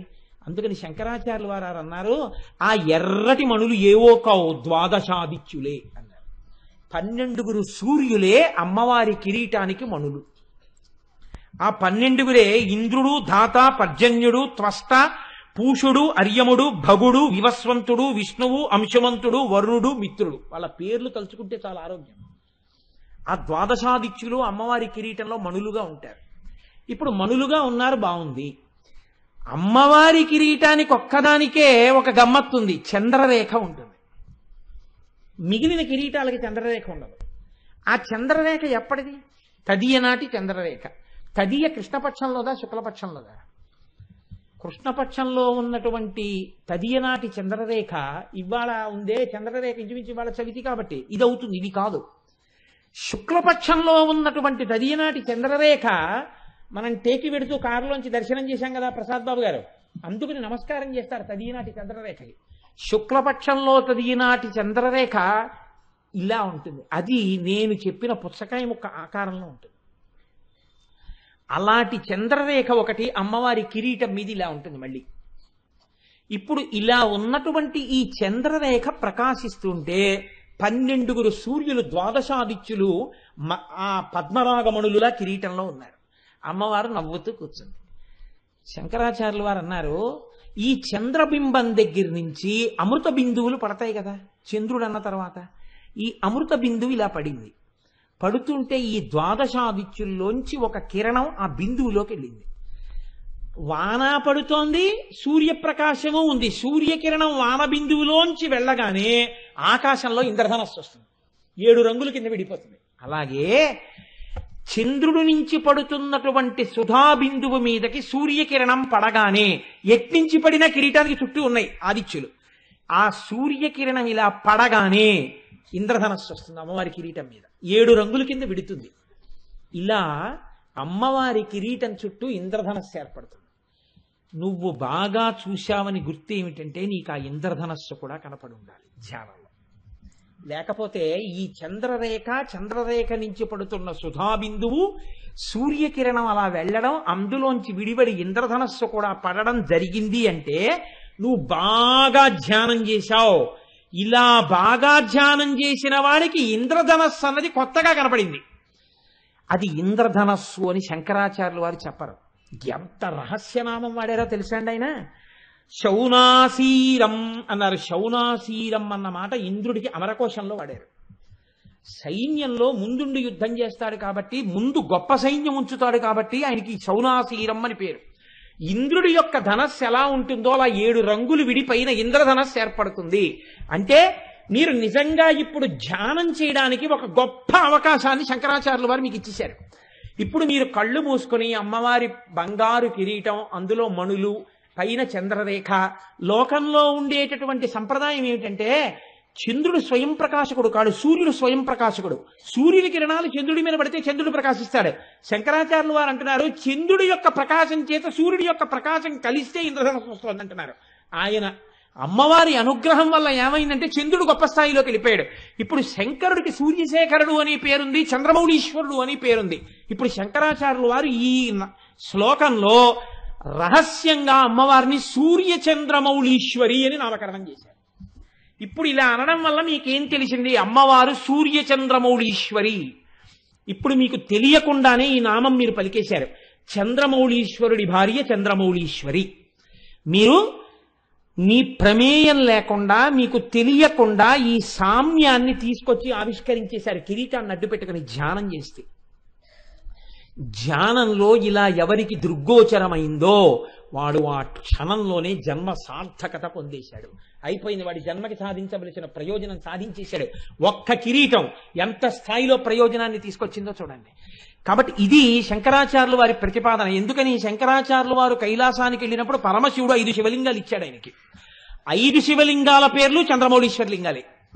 5 శివలింగాల్ని శంకరాచార్యులు వారు తీసుకొచ్చి 5 చోట్ల పెట్టారు. ఒకటి కంచిలో ఉంది, ఒకటి శృంగేరిలో ఉంది, ఒకటి చిదంబరంలో ఉంది, ఒకటి కేదార్నాథ్లో ఉంది, ఒకటి నేపాల్ నీలకంఠంలో ఉంది. 5 చోట్ల ఉన్న శివలింగాల పేర్లు చంద్రమౌళీశ్వర లింగాలే. అందుకే శృంగేరి వారు సాయంకాలం పూజ చేసినా చంద్రమౌళీశ్వర ఆరాధన అంటారు, కంచివారు చేసినా చంద్రమౌళీశ్వర ఆరాధన అంటారు. చంద్రమౌళీశ్వరుని భార్య కూడా చంద్రమౌళీశ్వరియే. రూపమునందు ఇద్దరు ఒక్కలా ఉంటారు. ఆ ఇంద్రధనస్సుని అడ్డుపెట్టి మీకు ధ్యానమునందు ఒక కొత్త కోణాన్ని శంకరాచార్యులు వారు తొడిగారు. కాదు, ఇంకొక రహస్యం మీకు చెప్తున్నాను. అమ్మవారి కిరీటం ఏమీ తెలియని వాడికి కూడా దర్శనం అయిపోతుంది.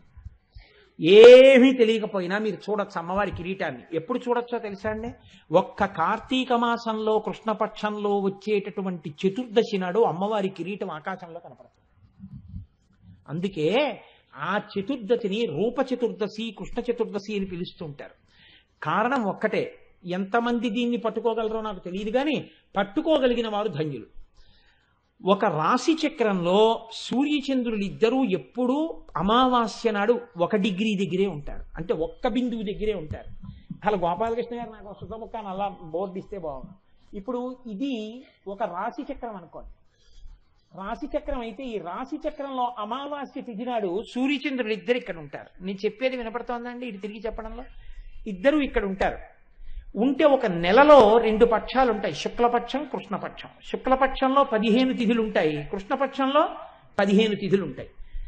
శుక్లపక్షంలో ఈ తిథి ప్రారంభం అవగానే ఒక తిథి వస్తే పాడ్యమి వచ్చిందనుకోండి, చంద్రుడు 13 డిగ్రీలు పెడతాడు, అంటే ఇక్కడికి వస్తాడు. సూర్యుడు 1 డిగ్రీ కదులుతాడు. అంటే ఇప్పుడు సాపేక్ష వేగంలో సూర్యుడి కన్నా చంద్రుడు ఎన్ని డిగ్రీలు ముందుకెళ్ళాడు? 12 డిగ్రీలు ముందున్నాడు. అంటే పౌర్ణమి తిథి వచ్చేటప్పటికి సూర్యుడు ఎక్కడ దాకా వచ్చాడో అక్కడికన్నా 180 డిగ్రీలు ముందుకు వచ్చేస్తాడు చంద్రుడు. 15, 12 180 కదండి సాపేక్ష వేగంలో. అంటే అప్పటికి 15, 13 195 డిగ్రీలు తిరుగుతాడు చంద్రుడు. 195 డిగ్రీలు ఈయన వస్తాడు ఇక్కడికి, 15 డిగ్రీలు ఈయన వస్తాడు. అంటే ఈయనకి ఎదురుగుండా ఈయన ఉంటాడు. సూర్యుడికి చంద్రుడు ఎదురుగుండా. సూర్యుడు తూర్పు దిక్కునుంటే చంద్రుడు పశ్చిమ దిక్కునుంటాడు. సూర్యుడు పశ్చిమ దిక్కును అస్తమిస్తుంటే చంద్రుడు తూర్పు దిక్కును ఉదయిస్తాడు. ఎదురుగుండా ఉంటాడు. ఇప్పుడు మళ్ళీ 15 తిథులు నడిస్తే అమావాస్య వస్తుంది. మళ్ళీ అమావాస్య వచ్చిందనుకోండి, మళ్ళీ ఈయన ఈ 15 రోజుల్లో 15, 13, 195 తిరిగి ఈయన్ని కలిసేసుకుంటాడు. ఈయన్ని కలుసుకునే లోపల అమావాస్యకి ముందు చతుర్దశి తిథి నాటికి ఇంకొక 12 డిగ్రీలు దాటితే అమావాస్య కలిసిపోతాడు. అందుకని సూర్యుడు ఇక్కడ ఉన్నాడు అనుకోండి, చంద్రుడు ఇక్కడ ఉంటాడు. 12 డిగ్రీలు మాత్రమే వెనకాలకు ఉంటాడు చంద్రుడు. సూర్యుడు ఇక్కడ ఉంటాడు, చంద్రుడు ఇక్కడ ఉంటాడు. సూర్యుడు చంద్రుడు ఇలా దగ్గరగా ఉన్నప్పుడు ఆకాశాన్ని అంతటినీ మీరు ఒక మకుటంగా భావిస్తే అసుర సంధ్య వేళలో ఎర్రటి కాంతి వస్తుంటుంది. అది అమ్మవారి ద్వాదశాదిత్యుల పద్మరాగమునుల మీద కాంతిగా భావన చేస్తే, ఇటు చూస్తే సూర్యుడు, ఇటు చూస్తే చంద్రుడు 12 డిగ్రీల తేడాలో మీరు చూస్తే అప్పుడు ఆకాశంలో ఒక ఇంద్రధనస్సుని చూడగలిగితే, కార్తీక మాసంలో కృష్ణపక్షంలో చతుర్దశి తిథి నాడు అలా ఆకాశంలో అసుర సంధ్య వేళలో దర్శనం చేసిన ప్రతి వాడికి అమ్మవారి కిరీట దర్శనం చేసినటువంటి భాగ్యాన్ని ఖాతాలో వేసేస్తారు. అది రహస్యం. దాన్ని మనకి చేయించడం కోసమని శంకరాచార్యులు వారు అదే ప్రయోగాన్ని, ఖగోళ రహస్యాన్ని తీసుకొచ్చి గగనమణిభిః అంటూ ద్వాదశాదిత్యులతో చంద్రుడితో ఇంద్రధనస్సు ఎలా వస్తుందో మనకి ఒక్క కార్తీక మాసంలో చూడకుండా ఎప్పుడైనా కిరీటం చూడడానికి వీలుగా ధ్యానంలో చూడగలిగిన రహస్యాన్ని మనకి ఆయన ఉపదేశం చేశారు. కాబట్టి ఎంత రహస్యాన్ని దాచారో చూడండి. అయితే విచిత్రం ఏమిటంటే, ఏమండి దీని వలన ప్రయోజనం ఇంతేనా, ఉత్తరక్షణ ప్రయోజనాలు కూడా ఏమైనా ఉంటాయా? ఆర్యా దిశతి అని దుర్వాసో మహర్షి చేశారు. నిన్న రోజున చెప్పానే, మహానుభావుడు అమ్మవారిని ఇలా ఎదురుగుండా చూస్తూ స్తోత్రం చేశారు. ఆ స్తోత్రం చేస్తున్నప్పుడు దుర్వాసో మహర్షి చేత అమ్మవారు ఒక అద్భుతమైన మాట ఒకటి చెప్పించింది. దాన్ని ఆ స్తోత్రంలో అంతర్భాగంగా ఒక శ్లోకం నుంచి ఒక శ్లోకం వరకు పెద్దలు ఏం చేశారంటే దీన్ని కవచము అని నిర్ధారణ చేశారు. ఆ శ్లోకాలు విన్నా, ఆ శ్లోకాలు పలికినా ఉత్తరక్షణ ప్రయోజనం వస్తుంది. దీన్ని సాధారణంగా ఏం చేస్తారంటే ప్రతిరోజు ఇంట్లో యజమాని చదవాలి. ప్రతిరోజు యజమాని చదువుకుంటూ ఉండాలి. యజమాని చదివినా ఎప్పుడైనా తన వారికి ఆపదొస్తోందేమో అని భయం వేసినా స్నానం చేసి ఇది ఒకసారి చదువుకోవాలి. ప్రతిరోజు యజమాని చదువుకోవలసింది కవచం, ఉపదేశం తీసుకొని. అందులో దుర్వాసో మహర్షికి ఎలా కనపడ్డాయో తెలుసా అండి అమ్మవారి యొక్క నామాలు? మనం కురువింద మణిశ్రేణి కనత్కోటి ఇరమండిత అని వశిన్యాది దేవతలు అన్నారు. దుర్వాసుడు అన్నాడు, మహానుభావుడు ఆర్యా దిశతిలో, లలితా పాతు శిరోమే. లలిత అని మీరు అనగానే తలకాయ రక్షింపబడుతుంది. ప్రమాదం ఏదన్నా ముంచుకొచ్చేస్తుంటే తలకాయకి లలిత అంటే తలకాయ రక్షింపబడుతుంది. లలాటమంబాచ మధుమతి రూప. నుదురు ఏదైనా ప్రమాదానికి గురి కావలసి ఉంటే మధుమతి అన్న మాటతో అమ్మవారిని అంబా మధుమతి అంటే లలాటము రక్షింపబడుతుంది. భ్రూయుగ్మంచ భవానీ పుష్పశరాపాతు లోచన ద్వంద్వం. కళ్ళు రెండు రక్షింపబడాలంటే, కళ్ళకి ప్రమాదం జరగకూడదనుకుంటే ప్రతిరోజు ఏమో ఏ రోజున ఏ ప్రమాదం వస్తుందో ఎవరికి తెలుసు. అందుకని పుష్పశరాపాతు లోచన ద్వంద్వం, పుష్పశరా అన్న పేరు ఒక్కసారి పలికితే రెండు కళ్ళు రక్షింపబడతాయి. పాయాన్నాసాం బాలా, ముక్కు రక్షింపబడుతుంది బాలా అన్న మాట అంటే. శుభగా దంతాశ్చ, శుభగా అన్న మాట అంటే దంతములు రక్షింపబడతాయి. సుందరీ జిహ్వాం, నాలుక రక్షింపబడుతుంది, తప్పుడు మాటలు మాట్లాడడం, విశేషంగా జిహ్వ కోసం తినడం తగ్గించుకుంటాడు. సుందరి సుందరి సుందరి అన్న మాట వాడితే. అధరోష్టం ఆదిశక్తి, కింది పెదవిని ఆదిశక్తి ఆవహించి ఉంటుంది. అంటే ఈ పెదవికి పెదవి తగిలినప్పుడే కొన్ని అక్షరాలు వస్తుంటాయి. అలా రక్షించేటట్టుగా అమ్మవారు కింది పెదవిని రక్షించాలంటే ఆదిశక్తి అనాలి.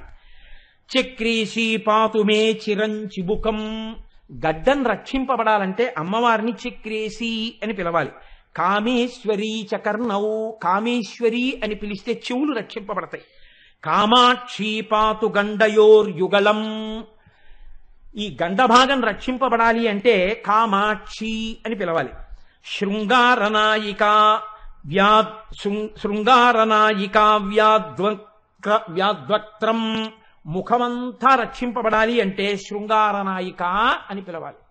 నేను ఈ మాట ఎందుకు చెప్తున్నాను, ఎందుకు ఇవాళ దీన్ని ప్రత్యేకంగా చదువుతున్నాను అన్నదానికి మీకు ఒక రహస్యం చెప్తాను. పేర్లు చెప్పడం నాకు ఇష్టం లేదు, కానీ ఒక గొప్ప అధికారి భార్య మెరుపు తీగ ఏరి కోరి ఒక గొప్ప అధికారికి ఇచ్చి వివాహం చేశారు. ఇద్దరు పెళ్ళే 6 నెలలు ఎంత సంతోషంగానో జీవితం గడుపుతున్నారు. చిన్న వయస్సులో గొప్ప అధికారి ఆయన ఎంత స్థాయికి పెడతాడు. ఈమెయో మెరుపు తీగ, అన్యోన్యమైన దాంపత్యం. ఆ తల్లి ఒకనాడు బాత్రూంలోకి వెళ్ళి గీజర్ స్విచ్ ఆన్ చేసుకుని లోపలికి వెళ్ళింది. వేడి నీళ్లు పోసుకుందాం అనుకుని పంపు తిప్పింది, గీజర్ పేలిపోయింది.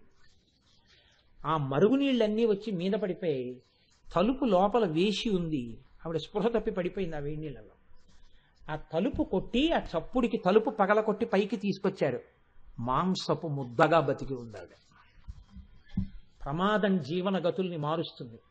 నిన్ను, నీ బిడ్డల్ని, నీ వారిని రక్షించుకోవడానికి అమ్మవారే అనుగ్రహించి నిలబడి దుర్వాసో మహర్షికి దర్శనమిచ్చింది. ఈ పేర్లతో పలికితే నేను ఇలా రక్షిస్తానని. అందుకే ఆ పేర్లు ఒక్కొక్క పేరు ఒక్కొక్క స్థాయిలో ఎలా కాపాడేస్తాయో చూడండి. అందుకనే దాన్ని కవచం అన్నారు. కవచం కట్టుకుంటే ఎలా రక్షిస్తుందో అమ్మవారి పేర్లు కవచమై రక్షిస్తాయి. సింహాసనేశ్వరీ చ గళం, కంఠం రక్షింపబడాలంటే సింహాసనేశ్వరి సింహాసనేశ్వరి అని అమ్మవారిని ఉపాసన చెయ్యాలి. స్కంద ప్రసూచపాతు స్కంధౌ బాహూ చ పాటలాంగీ మే పాణీచ పద్మనిలయ. అంటే నేను ఇలా చెప్పేస్తుంటే మీకు తెలిసిపోతుందేమో, అన్నీ నేను ఎంతకని చెప్పుకొని రాగలను. పాయాదనిశం నఖావళి విజయ. గోళ్లు పుచ్చుగోళ్ళు అయిపోతే పాడైపోకుండా గోళ్లు రక్షింపబడాలంటే విజయ విజయ అనాలి. అందుకే ఇంట్లో ఆడపిల్లలకి చక్కటి పేర్లు పెట్టేవారు పూర్వం. ఆ పేర్లతో పిలిచేవారు. సరే, ఇంక నేను అండమే. కోదండిని చ వక్ష. వక్షస్థలం రక్షింపబడాలంటే కోదండిని అనాలి. కుక్షించ వ్యాకులాచల తనూజాహ. పార్వతీదేవి పేరు పలికితే కడుపు రక్షింపబడుతుంది. కళ్యాణీచ వలగ్నం. నడుము ఎవరికైనా దెబ్బతిని ఇబ్బంది పడుతుంటే వాళ్ళు ఈ కవచంలో ఈ నామాన్ని ఎక్కువ చెప్పాలి, కళ్యాణి కళ్యాణి అని. కటించపాయా కళాధర శిఖండాహ. నడుము యొక్క పైభాగం వంగడం లేవడం ఇలాంటి వాటిలో ఇబ్బందులు వస్తే ఈ కవచంలో ఈ మకుట రేఖ, అమ్మవారు కిరీటం పెట్టుకుని ఆ కిరీటం మీద ఉన్న చంద్రరేఖతో ఉన్న కిరీటం ఉందే, ఈ కిరీటం పెట్టుకున్న నామాన్ని ఎక్కువ అనుసంధానం చేస్తే నడుం మీద భాగంలో వచ్చిన నొప్పులు తగ్గిపోతాయి. అమ్మవారు రక్షిస్తుంది ఆ ప్రాంతాన్ని. అందుకని ఆ కిరీట నామం అంతా రక్షిస్తుంది. ఇది వంగి లేవలేకపోతున్నాడు అనుకోండి, పోట్లు అనుకోండి, ఇక ఏ ఉపాసనకి పనికిరాడు. కూర్చోలేడు నిప్పి, నించోలేడు నిప్పి, కూర్చోలేకపోతున్నానండి వచ్చి అంటాడు. ఆ నిప్పుల నుంచి రక్షణ ఆ నామంలోంచి వస్తుంది. ఊరుద్వయంచ పాయాదుమా. ఉమా అంటే తొడలు రక్షింపబడతాయి. మృడానీచ జానునీ రక్షేత్. మోకాళ్ళు మృడాని అన్న నామంతో రక్షింపబడతాయి. జింఘేచ షోడసీమే. పిక్కలు షోడసీ నామంతో రక్షింపబడతాయి. ప్రాయాత్వాదౌ చ పాశ శృణిహస్త. శృణిహస్త అని పిలిస్తే అమ్మవారిని పాదములు రక్షింపబడతాయి. అలాగే ప్రాతపాతు పరమాం. దేవి అనుకుంటూ నిద్రలేస్తే ఉదయకాలమునందు ప్రమాదం రాకుండా ఉంటుంది. మధ్యాహ్నే పాతు మణిగృహాధీశ. మణిగృహాధీశ అంటే మధ్యాహ్న కాలమునందు రక్షింపబడతారు. శర్వాణ్యవతు చ సాయం. సాయంకాలం అవగానే శర్వాణి అని ఒకసారి అనుకుంటే సాయంకాలంలో రక్షింపబడతాడు. పాయాద్రాత్రౌ చ భైరవి సాక్షాత్. రాత్రి అవగానే చీకటి పడగానే ఒకసారి భైరవి అనుకుంటే రాత్రి వేళ రక్షింపబడతాడు. భార్యాం రక్షతు గౌరీ. గౌరీదేవిని ఒక్కసారి పూజామందిరంలో యజమాని రోజు ఈ కవచం చదివితే, గౌరీ ఈ శ్లోకాల్ని చదివితే చాలండి, చదువుతుంటే గౌరీ అనడం వల్ల భార్య రక్షింపబడుతుంటుంది. అలాగే పాయాత్ పుత్రాంశ్చ బిందు గృహపీఠ. కొడుకులు కూతుళ్ళు రక్షింపబడతారు. రోజు యజమాని పూజాగృహంలో బిందు గృహపీఠ అనోసారంటే. అలాగే శ్రీ విద్యా చ యశోమే. శ్రీ విద్య అని పిలిస్తే, మా గోపి గారి కూతురు పేరు శ్రీ విద్య అని పిలిస్తే మంచి కీర్తివంతుడవుతాడు. అందుకే మా గోపి గారికి అంత కీర్తి అనుకుంటాను, అనురాధ గారికి. శీలం చావ్యాచిరం మహారాజ్ఞి. ఎవరైనా సరిగ్గా నడువడి లేక పాడవుతున్న వాళ్ళుంటే యజమాని రోజు ఇది చదివితే ఇంట్లో వాళ్ళ ప్రవర్తన చక్కదిద్దబడుతుంది. ఎందుకని మహారాజ్ఞి అన్న పేరు అనుసంధానం చేస్తే సరి అయినటువంటి నడువడి వస్తుంది. పవనమయి పావకమయి క్షోణిమయి వ్యోమమయి కృపీటమయి రవిమయి శశిమయి దిగ్మయి సమయమయి ప్రాణమయి శివే పాహి. రోజు ఈ మాట చెప్పాలి. అమ్మా నువ్వే పంచభూతములు, నువ్వే సూర్యుడు, నువ్వే చంద్రుడు, నువ్వే సోమయాజి, కాళి కపాలిని శూలిని భైరవి మాతంగి పంచమి త్రిపురే వాగ్దేవి వింధ్యవాసిని బాలే భువనేసి పాలయ చిరం మాం అని రోజు ఎవరు పూజలో యజమాని అంటున్నాడో ఆ యజమాని కుటుంబమో అమ్మవారి చేత రక్షింపబడుతుంటుంది. ఇదే దేవీ భాగవతంలో వ్యాసుడు సర్వదా సర్వదేశేషు పాతుత్వాం భువనేశ్వరి మహామాయా జగద్ధాత్రి సచ్చిదానంద రూపిణి అంటాడు. అంత గొప్ప నామములు. అమ్మవారి కిరీటంతో ఉన్న నామాన్ని తలుచుకుంటే ఆ చంద్రఖండంతో ఉన్న నామాన్ని నడుము యొక్క పైభాగం రక్షింపబడుతోంది. ఇది శరీరమునకు సంబంధించినటువంటి ప్రయోజనం. మూక పంచశతిలో శంకరులు చెప్పిన ఒక్క శ్లోకాన్ని చెప్పిన ఉపన్యాసాన్ని పూర్తి చేస్తానా? 5 నిమిషాలు దాటితే మన్నించండి. కుతుక జుషి కాంచి దేశే కుముద తపో రాశి పాకశేఖరితే కురితే జనో మనోయం కులగిరి పరిభృడ కులైకమణి దీపే అంటారు. అందులో ఆయన అంటారు, అమ్మా కంచి క్షేత్రంలో తిరగడంలో చాలా ప్రీతి పొందినటువంటి తల్లి ఎవరావిడ? కామాక్షి. అమ్మా నువ్వు ఎలా ఉన్నావో తెలుసా? నల్ల కలువలు చేసినటువంటి తపస్సుకి ఫలితమా అన్నట్టుగా ఉన్నావమ్మా అన్నారు. అంటే కలువ పూలు చంద్రుడు ప్రకాశిస్తే తప్ప విచ్చుకోవు. అమ్మవారి కిరీటం మీద చంద్రరేఖ ఉంటుంది. అందుకనిట కలువ పూలు ఎప్పుడు తపస్సు చేస్తాయిట కామాక్షి దర్శనం కావాలని. కామాక్షి దర్శనం ఎదురుకుండా అవుతోందనుకోండి, సూర్యబింబం ఉన్న వాళ్ళకేం బాధ లేదు. ఎందుకంటే అమ్మవారి కిరీటంలో సూర్యుడు ఉన్నాడు, చంద్రుడు ఉన్నాడు. ఆ చంద్రబింబం కాంతులకి విచ్చుకుని ఉంటాయి. అమ్మవారి అనుగ్రహంతో సూర్యుడి వలన ఇబ్బంది పొందావు. అమ్మ నీ కిరీటానికి ఆ శక్తి ఉందమ్మా. అందుకని కలువలు నీ కిరీట దర్శనం కోసం తపస్సు చేస్తున్నాయి. కాబట్టి కురితే జనోహమనోయం, ఒక కలవ పువ్వు సూర్యుడికి ముడుచుకుంటుంది, చంద్రుడికి విచ్చుకుంటుంది. కానీ నీ కిరీటాన్ని ధ్యానం చేసిన కలవ పువ్వు ఎప్పుడూ విచ్చుకోగలిగిన శక్తి పొందితే నా మనస్సు ఆ కిరీటం మీద పెట్టుకుంటే తల్లి నేను ఎటువంటి స్థితిని పొందుతాను? అమ్మా నువ్వెవరో తెలుసా? కులగిరి పరిభృఢ కుల ఈకమణి దీపే, పర్వతములకు సార్వభౌముడైనటువంటి వాడు హిమవంతుడు. అటువంటి హిమవంతుని యొక్క ఇంటిలో పుట్టినటువంటి మణిదీపానివి తల్లి. ఆయన పర్వతాలకే సార్వభౌముడు. నువ్వో ఇంట పుట్టిన ఆడపిల్లవి, సమస్త బ్రహ్మాండములకు సార్వభౌమత్వాన్ని పొందినటువంటి దానివి. తాను సార్వభౌముడు పర్వతాలకే, తన కడుపున పుట్టిన బిడ్డో మొత్తం బ్రహ్మాండముల పట్ల సార్వభౌమాధికారం పొందింది. ఇప్పుడు ఆ తండ్రి ఎంత పొంగిపోతాడమ్మా? పర్వతం అయితే మాత్రమేమ్మా. ఈ సార్వభౌమత్వం దేని చేత ప్రకటనమైంది? హిమాలయ పర్వతాలు పెద్ద శిఖరాన్ని కిరీటంగా పెట్టుకుంటే అమ్మవారు సూర్యచంద్రుల్ని తీసుకొచ్చి కిరీటంలో పెట్టు కూర్చుంది. అటువంటి కూతుర్ని కన్నందుకు ఆ తండ్రి ఎంత మురిసిపోతున్నాడో. నీకు తండ్రినైతి నాకింత చాలదే, ఇది మహాద్భుతంబు ఇందువదన అన్నాడు. అందుకనమ్మా నీ కిరీటం ఆ ఇంటి యజమాని కిరీటం కన్నా గొప్ప కిరీటం అయి తండ్రి సంతోషించే కిరీటం పెట్టుకున్నావమ్మా అన్నారు మూకశంకర్లు. ఆయన అంటారు, ధరణిమయీం తరణిమయీం పవనమయీం గగనదహన హోతృమయీం అంబుమయీం అంబామనుకంపమాదిమామీక్షే ఆదిమజనని. ఏమి మాటలు పడిపోయాయండి మూకశంకరులకి. అమ్మవారిని ఎదురుగుండా చూస్తూ ఆ కిరీటం గురించి చెప్తున్నారు. అమ్మా ఆయనే ఉందమ్మా ఒక పర్వతం మీ తండ్రి, నువ్వో ధరణిమయీం, ఈ భూమి అంతా నువ్వే.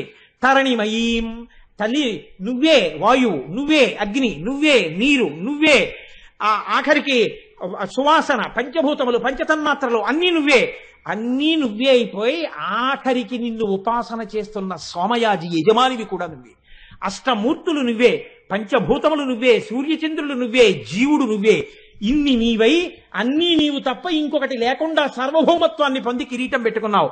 పర్వతములకు సార్వభౌముడన్న హిమవంతుడు పెట్టుకున్న కిరీటం కన్నా తన కూతురు పెట్టుకున్న కిరీటాన్ని చూసి అబ్బా నా కూతురు ఇంత గొప్పదైందని ఆ తండ్రి ఎంత మురిసిపోయాడో. ఆ తండ్రి ఇంటి మణిదీపంగా ప్రకాశించావమ్మా నీ కిరీటం చేత అన్నారు మూకశంకరులు. అంతమంది అమ్మవారి కిరీటాన్ని చూసి బహుభంగుముల కీర్తన చేశారు. అంత గొప్ప కిరీటం ఆ కిరీటం. అందుకనే ఒక్కసారి ఆ కిరీటాన్ని తలుచుకుంటే చాలు మనందరం ఆనంద తన్మయత్వాన్ని పొందుతాం. కురువిందమణి శ్రేణీ కనత్కోటి ఇదమండిత.